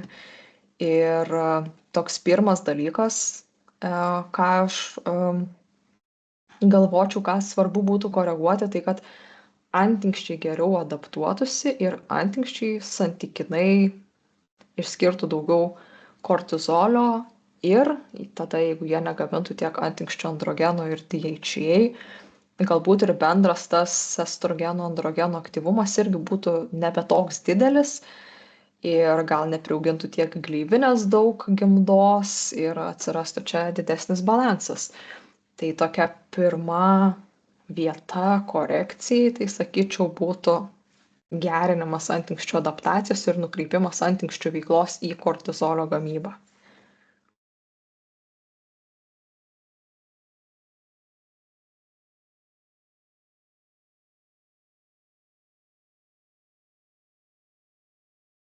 Pagaunat mintį, ne?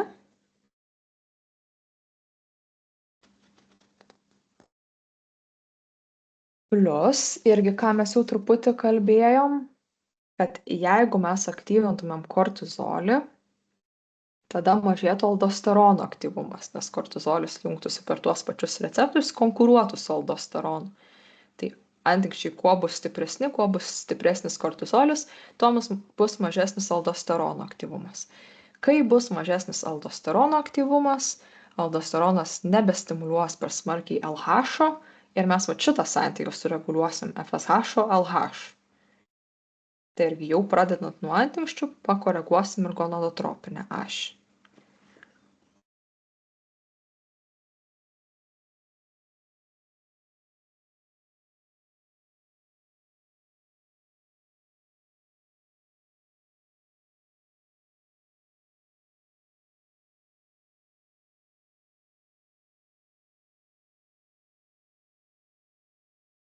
Gerai, kol kas baigiu čia dalintis. Pabandykim padėlioti kokius receptus. Ar jau yra kokių nors išvis vaistinių augalų, kuriuos atsimenat?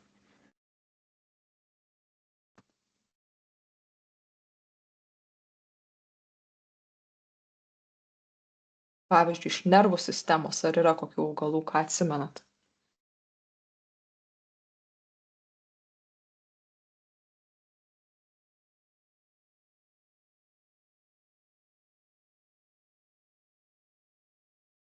Achilėja gal milefolium, kraujažolė. Nes, kaip suprantu, tai dominuoja alfa simpatinė nervų sistema iš vidurių užkietėjimo. Tai gal ta achilėja tiktų. Plius ginekologiniai sutrikimai. Jo, tai jeigu achilėja milefolium, apie ją galvojam, tai achilėja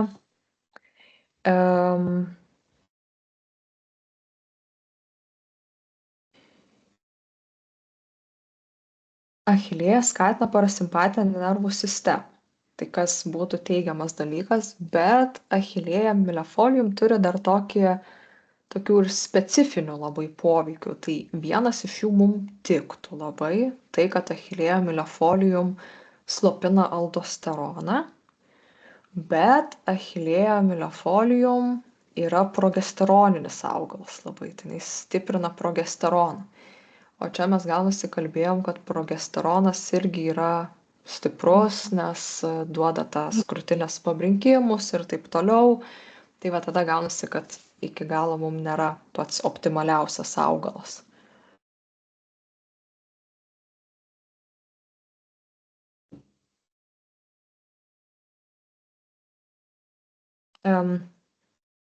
Gal atsimenat, pavyzdžiui, augalą, kuris yra vienas stipriausių alfa-simpatolitikų, kokį mes turim, kur stipriai slopina alfa-simpatinę nervų sistemą, kuris yra GABAerginis augalas, kuris gerina miego kokybę. Pasiflora? Jo, Inkarnata. tai pasiflorą turiu omeny.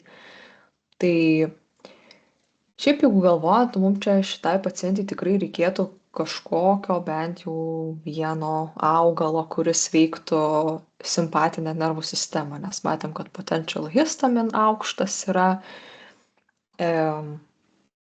įtampos, sunkus tas užmigimas, tai mum reikia kažkokio simpatiniai nervų sistemai augalo. Tai jų pasirinkimą mes iš tikrųjų turim nemažą. Yra, vat, ką mes jau minėjom, pasiflora inkarnata, turim, pavyzdžiui, melisą, kuri irgi slopina alfa-simpatinę nervų sistemą, turim tiliją tomentozą, liepą, kuri irgi slopina simpatinę nervų sistemą, turim levandą, kuris slopina tiek alfa, tiek beta.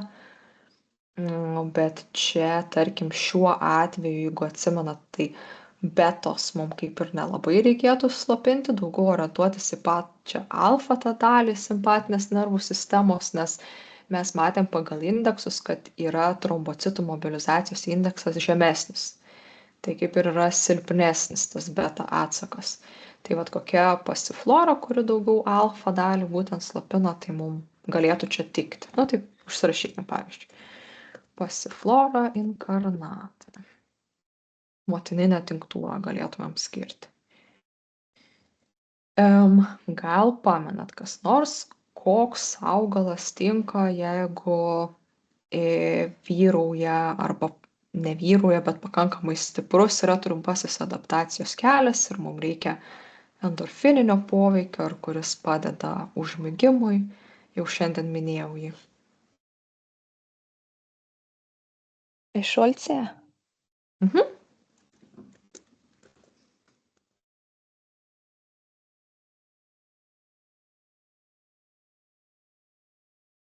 Šolcija kaliforniaka galėtų būti irgi kaip pasirinkimas.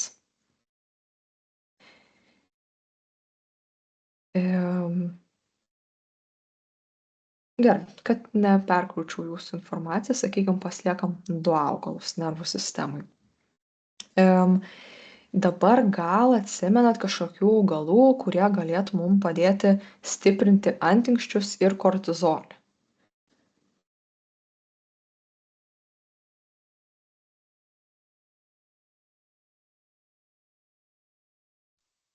Ribės nigrum. Nu, tai šitą jau tikėjausi, kad kažkas pasakysit. Labai gerai. Turim gemopreparatą, ribės nigrum. Tikrai tiktų, silpna antinksčių veikla, silpnas kortizolis. Gal dar atsimenat augalą, kuris stiprina antinksčius, bet būtent daugiau į kortizolio pusę. Ne bendrai antinksčių veikla, bet toks labiau kortizolinis yra. Tai aš truputį šviesą dar įsijungsiu apie save.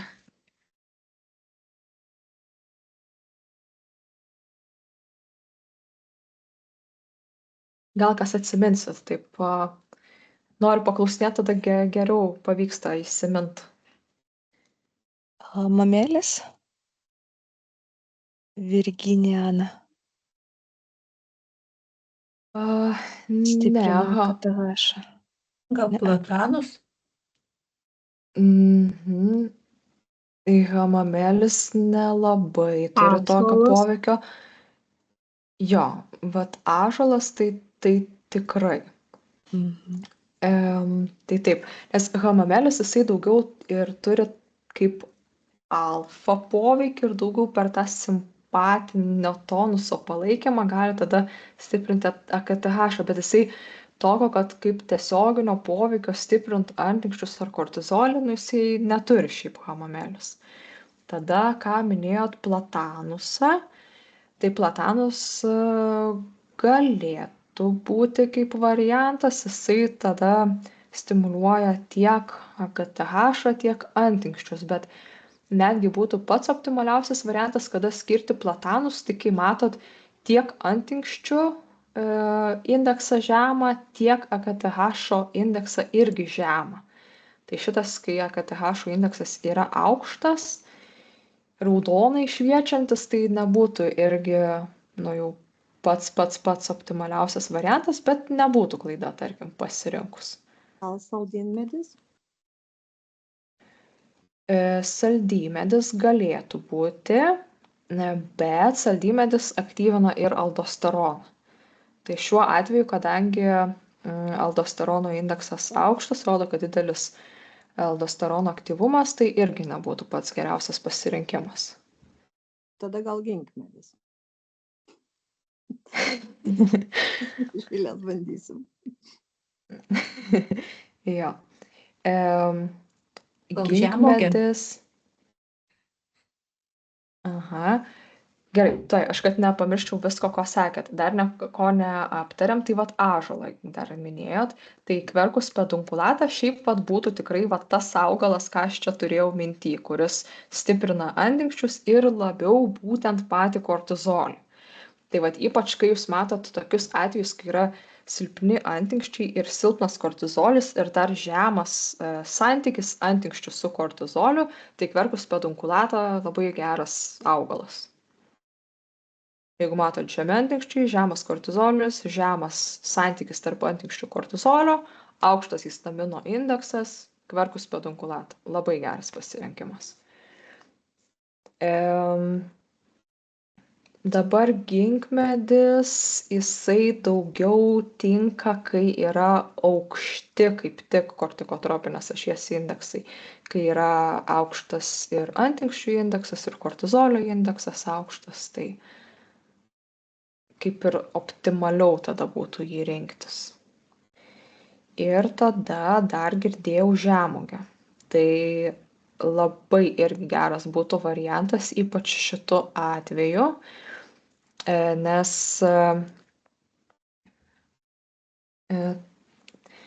žemuogė, žodžiu, jinai nukreipia antinksčių visą veiklą būtent link kortizolio.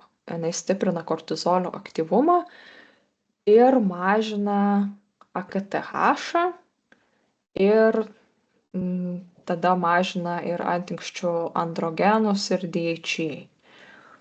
Tai šiuo atveju, kai mes norim būtent gerinti antinksčių adaptacinės galimybės, nukreipti antinksčius į kortizolį ir nenorim, kad antinksčiai tiek gamintų lytinių hormonų, nes turim ten gausias mėnesinės per aktyvius androgenus ir estrogenus, tai mums Fragaria vesca labai čia tinka. Turim gemo preparatą.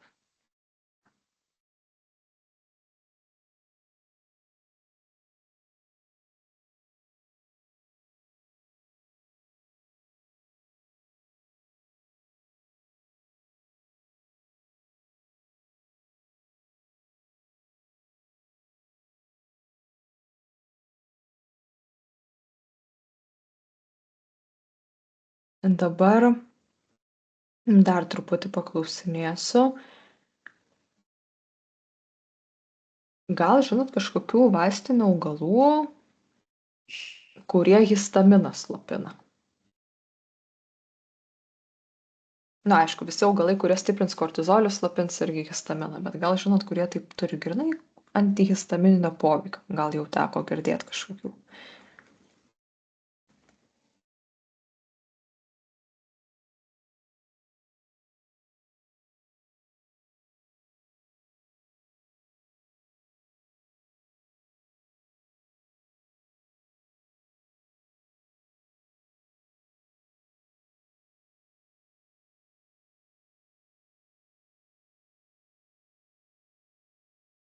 Nieks neateina į galvą.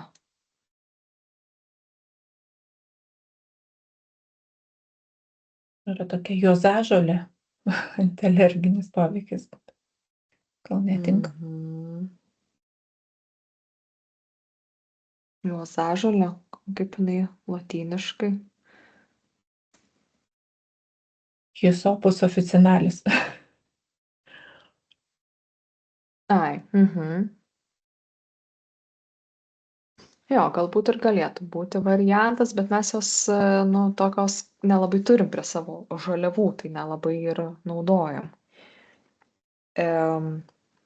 Šiaip iš tokių vat augalų, ką mes turinčių antihistamininį poveikį, tai galima būtų išskirti, pavyzdžiui, levanda irgi turi antihistamininį aktyvumą. Mes turim dar Plantago major gyslotį, jis irgi turi gerą antihistamininį poveikį. Turim agrimoniją eupatorą, irgi turi antihistamininį poveikį. Nu, ir aišku, dar daugiau tų augalų yra ten ir fumarija, ir matrikarija, ir taip toliau.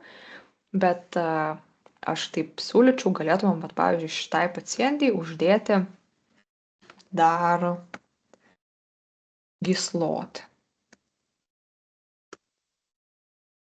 Jisai turėtų antihistamininį poveikį, plus jisai drenuoja kepenis kasą, tai ir prie vidurių užkietėjimų gerai būtų.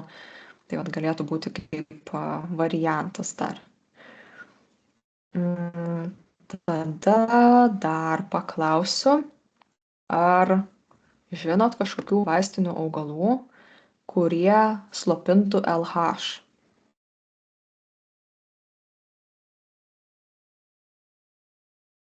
Litospermum. Jo, tai va toks turbūt pirmas augalas, kuris ir turėtų ateiti į galvą, tai būtų būtent Litospermum officinalis. Tai Litospermum slopina tiek FSH, tiek LH, tiek ir TTH šiek tiek slopina. Tai šiaip šituo atveju būtų tikrai tinkamas augalas, kad paslopinti tiek FSH, tiek LH. Aišku, santykinai mums reikėtų labiau LH slopinti, bet, nu, vat kaip ir sakiau, stiprinant antinksčius kortizolį, tuo pačiu slopinant aldosteroną, tas LH truputį tvarkysis ir ten iš tikrųjų dar reikėtų prolaktiną tvarkyti. Tai su Fragaria vesca mes irgi slopinsim prolaktiną. Tai mums šitas irgi pasitarnaus tam, kad mes LH labiau slopintumėm negu FSH. Tai bet dar prie šitų vat preparatų tikrai mes galėtumėm pridėti litospermų. Gal dar žinot kokį augalą, kuris LH slopina? Medicavo sativa. Gerai. Medicago sativa taip slopina LH ir Medicago sativa stiprina estrogeno aktyvumą. Tai reiškia, šitu atveju būtent, tai mums Medicago sativa jau netiktų, nes mums tada stiprintų dar labiau estrogeno aktyvumą, galėtų ir dar labiau tas mėnesinės gausinti, plus prie buvusių polipų, nu, jau nesaugu būtų taip skirti tą Medicago sativą. Jau galėtumėm skirti nebent tada, jeigu matytumėm, kad tikrai yra silpnas estrogeno aktyvumas. Tai va, tai šiuo būtent atveju Medicago sativa netinka, bet taip, LH slopina, ką dar atsimenat?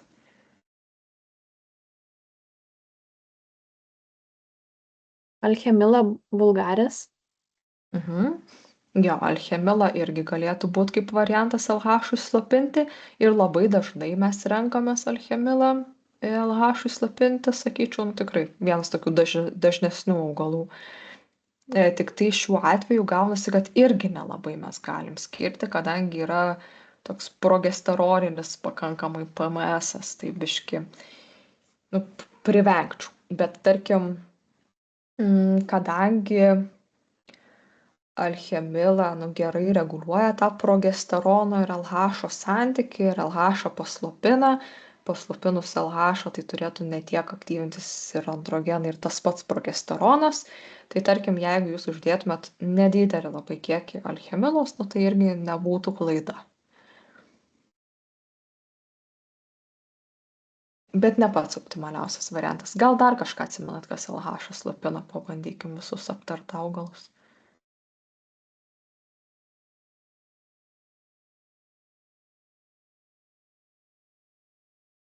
Melisa.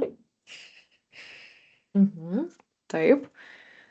Melisa turi poveikį tiek FSH, tiek LH slopinimui, bet irgi vat, bandykit po truputį įsimint, melisos tas poveikis šitiem hormonam yra tikrai nestiprus, nu labai silpnas.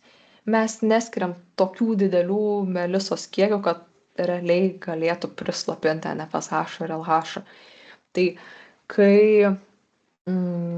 renkatės šitą augalą, jį labiau rinkitės kaip augalą, kuris turi poveikį nervų sistemai, kaip simpatolitika, kaip prie ten žarnyno ir disbiozės ir kaip skydliaukės adaptogeną.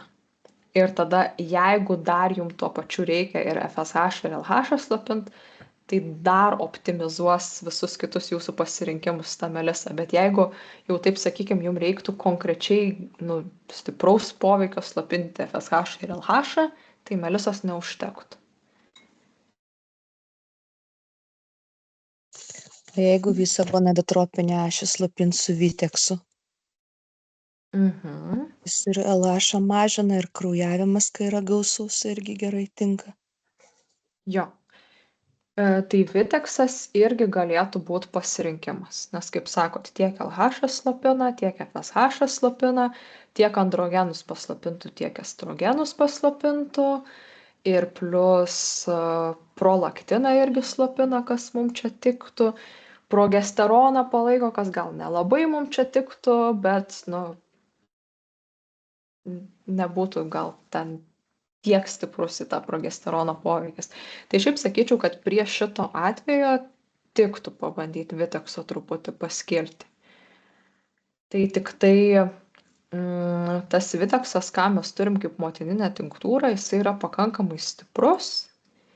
Tai ypač jeigu skiriat, sakykime, jaunoms moteriams, ar ten netgi kokiom paauglėm, ar tik ten suaugusią amžių pasiekusiam, tai tikrai nepadauginkit su dozėm, visą laiką geriausia pradėti nuo kuo mažesnės dozės, pasižiūrėti efektą, jeigu ką padidint, tikrai pakankamai stiprus tas augalas. Tai sakykim, šitu atveju, jeigu jį skiriant, tai sakyčiau, tikrai nedaugiau kaip po pusę mililitro per dieną. Tai reiškia, nedaugiau kaip, tarkim, 15 ml mėnesį arba nedaugiau kaip 30 ml 2 mėnesį. Ir tada geriausia būtų susitarti, kad būtų grįžtamasis ryšys ir, pavyzdžiui, po mėnesio ar po 2 mėnesių pacientė praneštų, kaip jos kraujavimo gausumas, kaip PMS-as, ir tada būtų galima spręsti, ar dar palikti Viteksą, ar jau nuimti Viteksą ir panašiai. Tai kadangi aš dabar rašiau litospermum, tai Vitekso jau nerašysiu, bet galėtų būti toks variantas.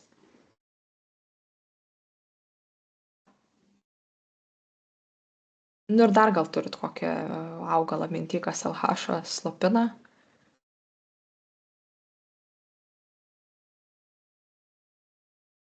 Aš dar vieną turiu minty.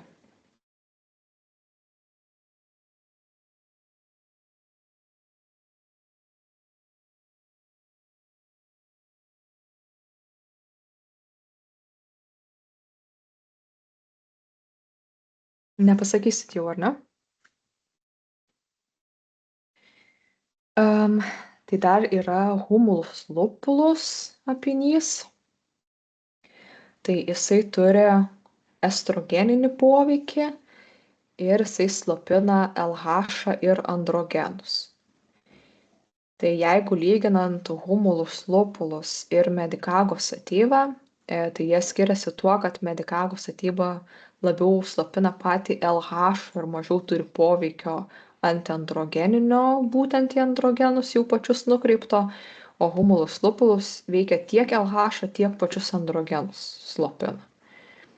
Ir dar yra skirtumas toks, kad veikia per skirtingus estrogenų receptorius ir medicago sativa šiaip yra saugesnis skirti negu humulus lupulus, nes humulus lupulus gali turėti ir tokių neigiamo estrogeninio veikimo, tai jau reiktų labai gerai pasižiūrėti, kad tikrai jau tie estrogenai būtų silpni. jau ir pagal anamnezę, ir pagal visus indeksus, ir jau jo neskirti, jeigu tikrai nėra absoliutaus estrogenų silpnumo. Tuo tarpu medikago satyvą galima skirti drąsiau, norint pareguliuoti, pavyzdžiui, estrogenų androgenų santykį, net jeigu estrogenai nėra jau visiškai ten silpni, bet tarkim yra koks perimenopauzinis laikotarpis ir jūs norit pabalansuoti tarp estrogenų androgenų, tai medikago satyvą tikrai daug saugiau galima skirti negu humulus lupulus.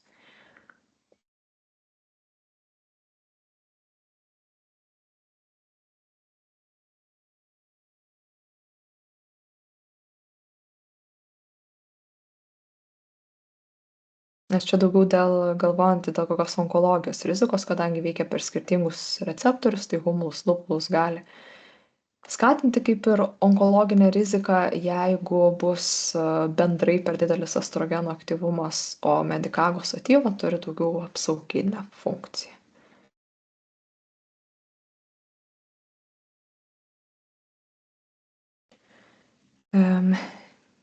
Gerai.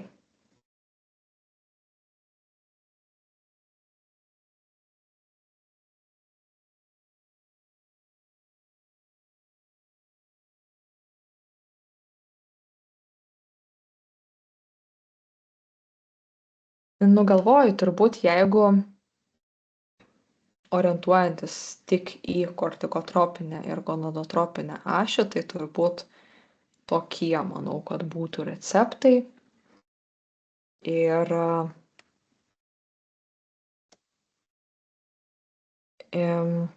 galiu papasakot, kaip aš asmeniškai dažniausiai mėgstu skirti vaistinių augalų preparatus. Tai dažniausiai aš skiriu vieną preparatą vartoti ryte tiktai, o kitą preparatą vartoti ir ryte, ir vakare. Man dažniausiai taip gaunasi. Bet čia yra kiekvieno endobiogenikos specialisto praktika, kaip jis yra įpratęs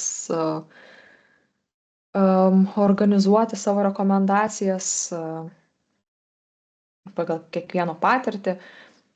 Man taip dažniausiai gaunasi, nes vis tiek labai dažnai reikia bent kažkokios paramos antinksčiams ir tada gaunasi, kad reikalinga ta būtent rytinis buteliukas, kuris būtų tik rytui ir ne vakarui, o kitą preparatą aš dažnai skiriu ne tik vakare, bet ir ryte ir vakare, tiesiog, kad būtų tolygesnis poveikis. Pavyzdžiui, jeigu aš skiriu nervų sistemai augalus, tai aš labiau noriu, kad jie veiktų ir dienos metu, ir nakties metu, negu kad suskirti juos tik nakčiai. Kiti būna vengia taip daryti, bijodami, sakykime, slopinančio poveikio, skiriant raminančius augalus ryte, bet tiesą pasakius, iš mūsų tų vaistinių augalų, nebent individualiai kažkam taip suveikia, bet jie nėra slopinantis, jie yra raminantis, bet jie nėra slopinantis taip, kad, nežinau, jaustųsi, kad, tarkim, mažiau energijos yra ar panašiai. Tai vat šitu atveju aš tada skirčiau, jeigu mes sakytumėm, kad pavyzdžiui 2 mėnesiams preparatus rašyti, tai aš galbūt rašyčiau ribes nigrum 90 ml ir kverkus pedunkulatą 90 ml. Antinksčiams palaikymą galima skirti tikrai tokį stipresnį, kadangi šitie augalai yra, jie adaptogenai, jų padauginti yra pakankamai sunku, o ypač kai mes matom, kad yra antinksčiai silpni ir kortizolis tikrai silpnas, tai tos paramos reikia pakankamai stiprios. Tai gali būti po 1,5 ml per dieną, tai būtų 90 ml 2 mėnesiams. Ir fragarija, kadangi jau yra toks specifiškesnis augalas, kuris slopina ir prolaktiną, ir augimo hormoną, retai kada prireikia jo didesnių dozių negu 1 ml per dieną, bet 1 ml tai čia tikrai būtų galima skirti. Tai tada gaunasi, kad čia būtų 4 ml vartoti ryte.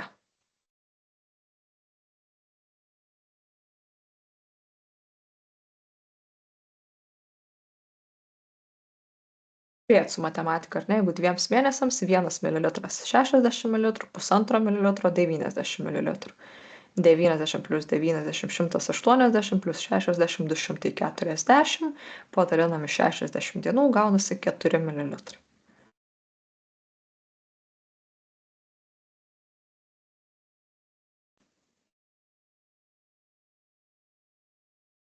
Tada galima skirti pasifloros po mililitrą, šaltis gal rašyčiau po 1,5 mililitro, kad daugiau užmigimą gerintų, tada plantago truputį kasai kepenims ir antihistamininiam poveikiu irgi galima po mililitrą per dieną rašyti. Ir litospermumo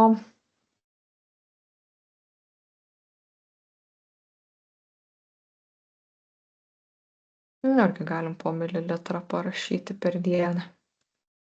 Tai tada gaunasi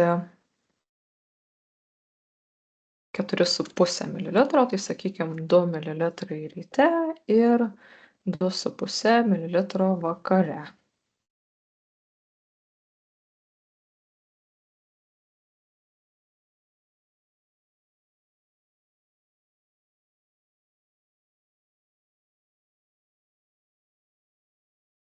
Taip, dabar dėl pačių preparatų vartojimo, ar jums kažką jau pasakojo?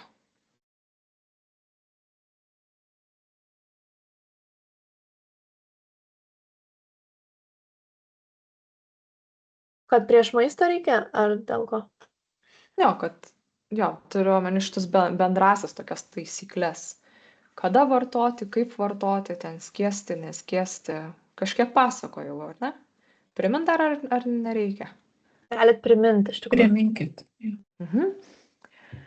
Taip, tai įprastai mes sakom, kad vaistinių augalų šitus mūsų preparatus geriau vartoti iki maisto. Nes tada jie yra geriau įsisavinami ir potencialą turi suveikimo geresnį. Bet, sakykime, jeigu kažkas individualiai kaip nors reaguoja į tos preparatus, nežinau, ten atrodo, kad ar refliuksas kyla ar kažkas, šiaip galima ir po maisto jos vartoti. Nėra čia tokia absoliuti taisyklė, kad tik taip ir ne kitaip. Bet įprastai jie yra gerai toleruojami, nežinau, ten per kiek čia tų metų praktikos daug, žodžiu, nežinau, pasitaikė gal 1, gal 2 kartai, kai, tikrai nuo tų tinktūrų kažkoks kaip refliuksas atsiranda, kad dirgina truputį skrandį. Tai tą galim siūlyti vartoti po maisto, galbūt mažinti dozes, galbūt pabandyti kažkokios vaistinius augalus pakeisti, bet šiaip, žodžiu, įprastai maždaug 10-15 minučių iki valgio prieš vartojant patį buteliuką reiktų suplakti truputį, sumaišyti. Tada skiesti su vandeniu. Nėra irgi griežtos taisyklės, kiek to vandens, bet vis tiek bent pusę stiklinės turėtų būti. Išsimaišyti. Ir jeigu taip skiriant, kaip aš skiriu, tai galima tada būtų jau prieš vartojimą sumaišyti tuos preparatus. Ta prasme, pasiimti stiklinę vandens ir įsipilt ir tą rytinę tinktūrą, ir tą, kuri vartojama ryte vakare, irgi rytinę dozę į tą pačią stiklinę vandens, išmaišyti ir išgerti. O vakare dažnai leidžiu pacientam pasirinkti irgi, kaip jiems yra patogiau, nes galima vartoti arba iki vakarienės, 10-15 minučių iki, arba galima vartoti, pavyzdžiui, prieš miegą, bet irgi su sąlyga, kad ten neužkandžiaujame iki pat nueinant miegot, nes tada irgi, jeigu pavalgoma vakarienė ir daugiau nieko nebevalgom, tai ten prieš miegą įprastai irgi būna pakankamai nemažas tarpas, kad skrandis jau būtų tuštesnis, tada išgeriam tą vaistinių augalų preparatą ir nueinam miegot. Tai gali būti toks vartojimo variantas. Dar kartais tenka rekomenduoti pacientam, kad pavyzdžiui gerti 1 valandą iki miego. Tai čia būna ypač tiem, kuriem yra sunkesnis užmigimas ir, tarkim, tas užmigimas blogesnis labiausiai susijęs su įtampa, stresu, ten intensyviom mintim ir taip toliau, tai būna, kad tiesiog rekomenduojam tada valandą iki miego išgerti jų preparatus, kad jie jau pradėtų geriau, stipriau veikti ir tada būtų geresnis užmigimas.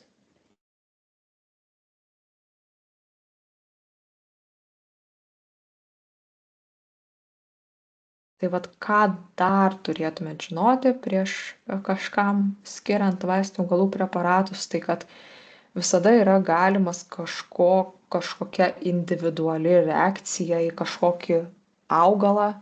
Nu taip šiaip tikrai retai nutinka, bet tiesiog irgi galima įspėti pacientą, kad jeigu kas, visada kreiptis ir pasikonsultuot. Kas dar yra svarbu, kad jeigu tai yra vaisingo amžiaus moteris, pastojus vaistinių augalų preparatus būtina nutraukti, nes tikrai ne visi vaistiniai augalai tinka nėštumo metu. Iki ten to sužinojimo, kad žmogus pastojo, nu nieko tokio, kad ten, tarkim, ten pirmas 2 ir pirmas 3 savaitės bus vartojami, tarkim, dar tie vaistiniai augalai, nes ten vienas dalykas dar ta kraujotaka tenai nėra atsiradus normali, bet kita vertus, net jeigu ir būtų, nu su tom dozėm, ką mes naudojam vaistinių augalų, ten savaitę ar kelios neturės jokios įtakos. Bet tiesiog jau galvojant viso nėštumo eigoje, nu, tai yra vaistiniai augalai, kurie tikrai netinka. Tai tiesiog irgi visą laiką įspėti pacientės, moteris, kad jeigu pastotų, turi nutraukti vartojimą ir pranešti. Tai va, o paskui jau mokysimės tada individualiai, kurie augalai kam tinka, kam netinka, kas vaikam tinka, kas netinka ir panašiai. Tai čia viskas su laiku. Gal turit klausimų dar kažkokių?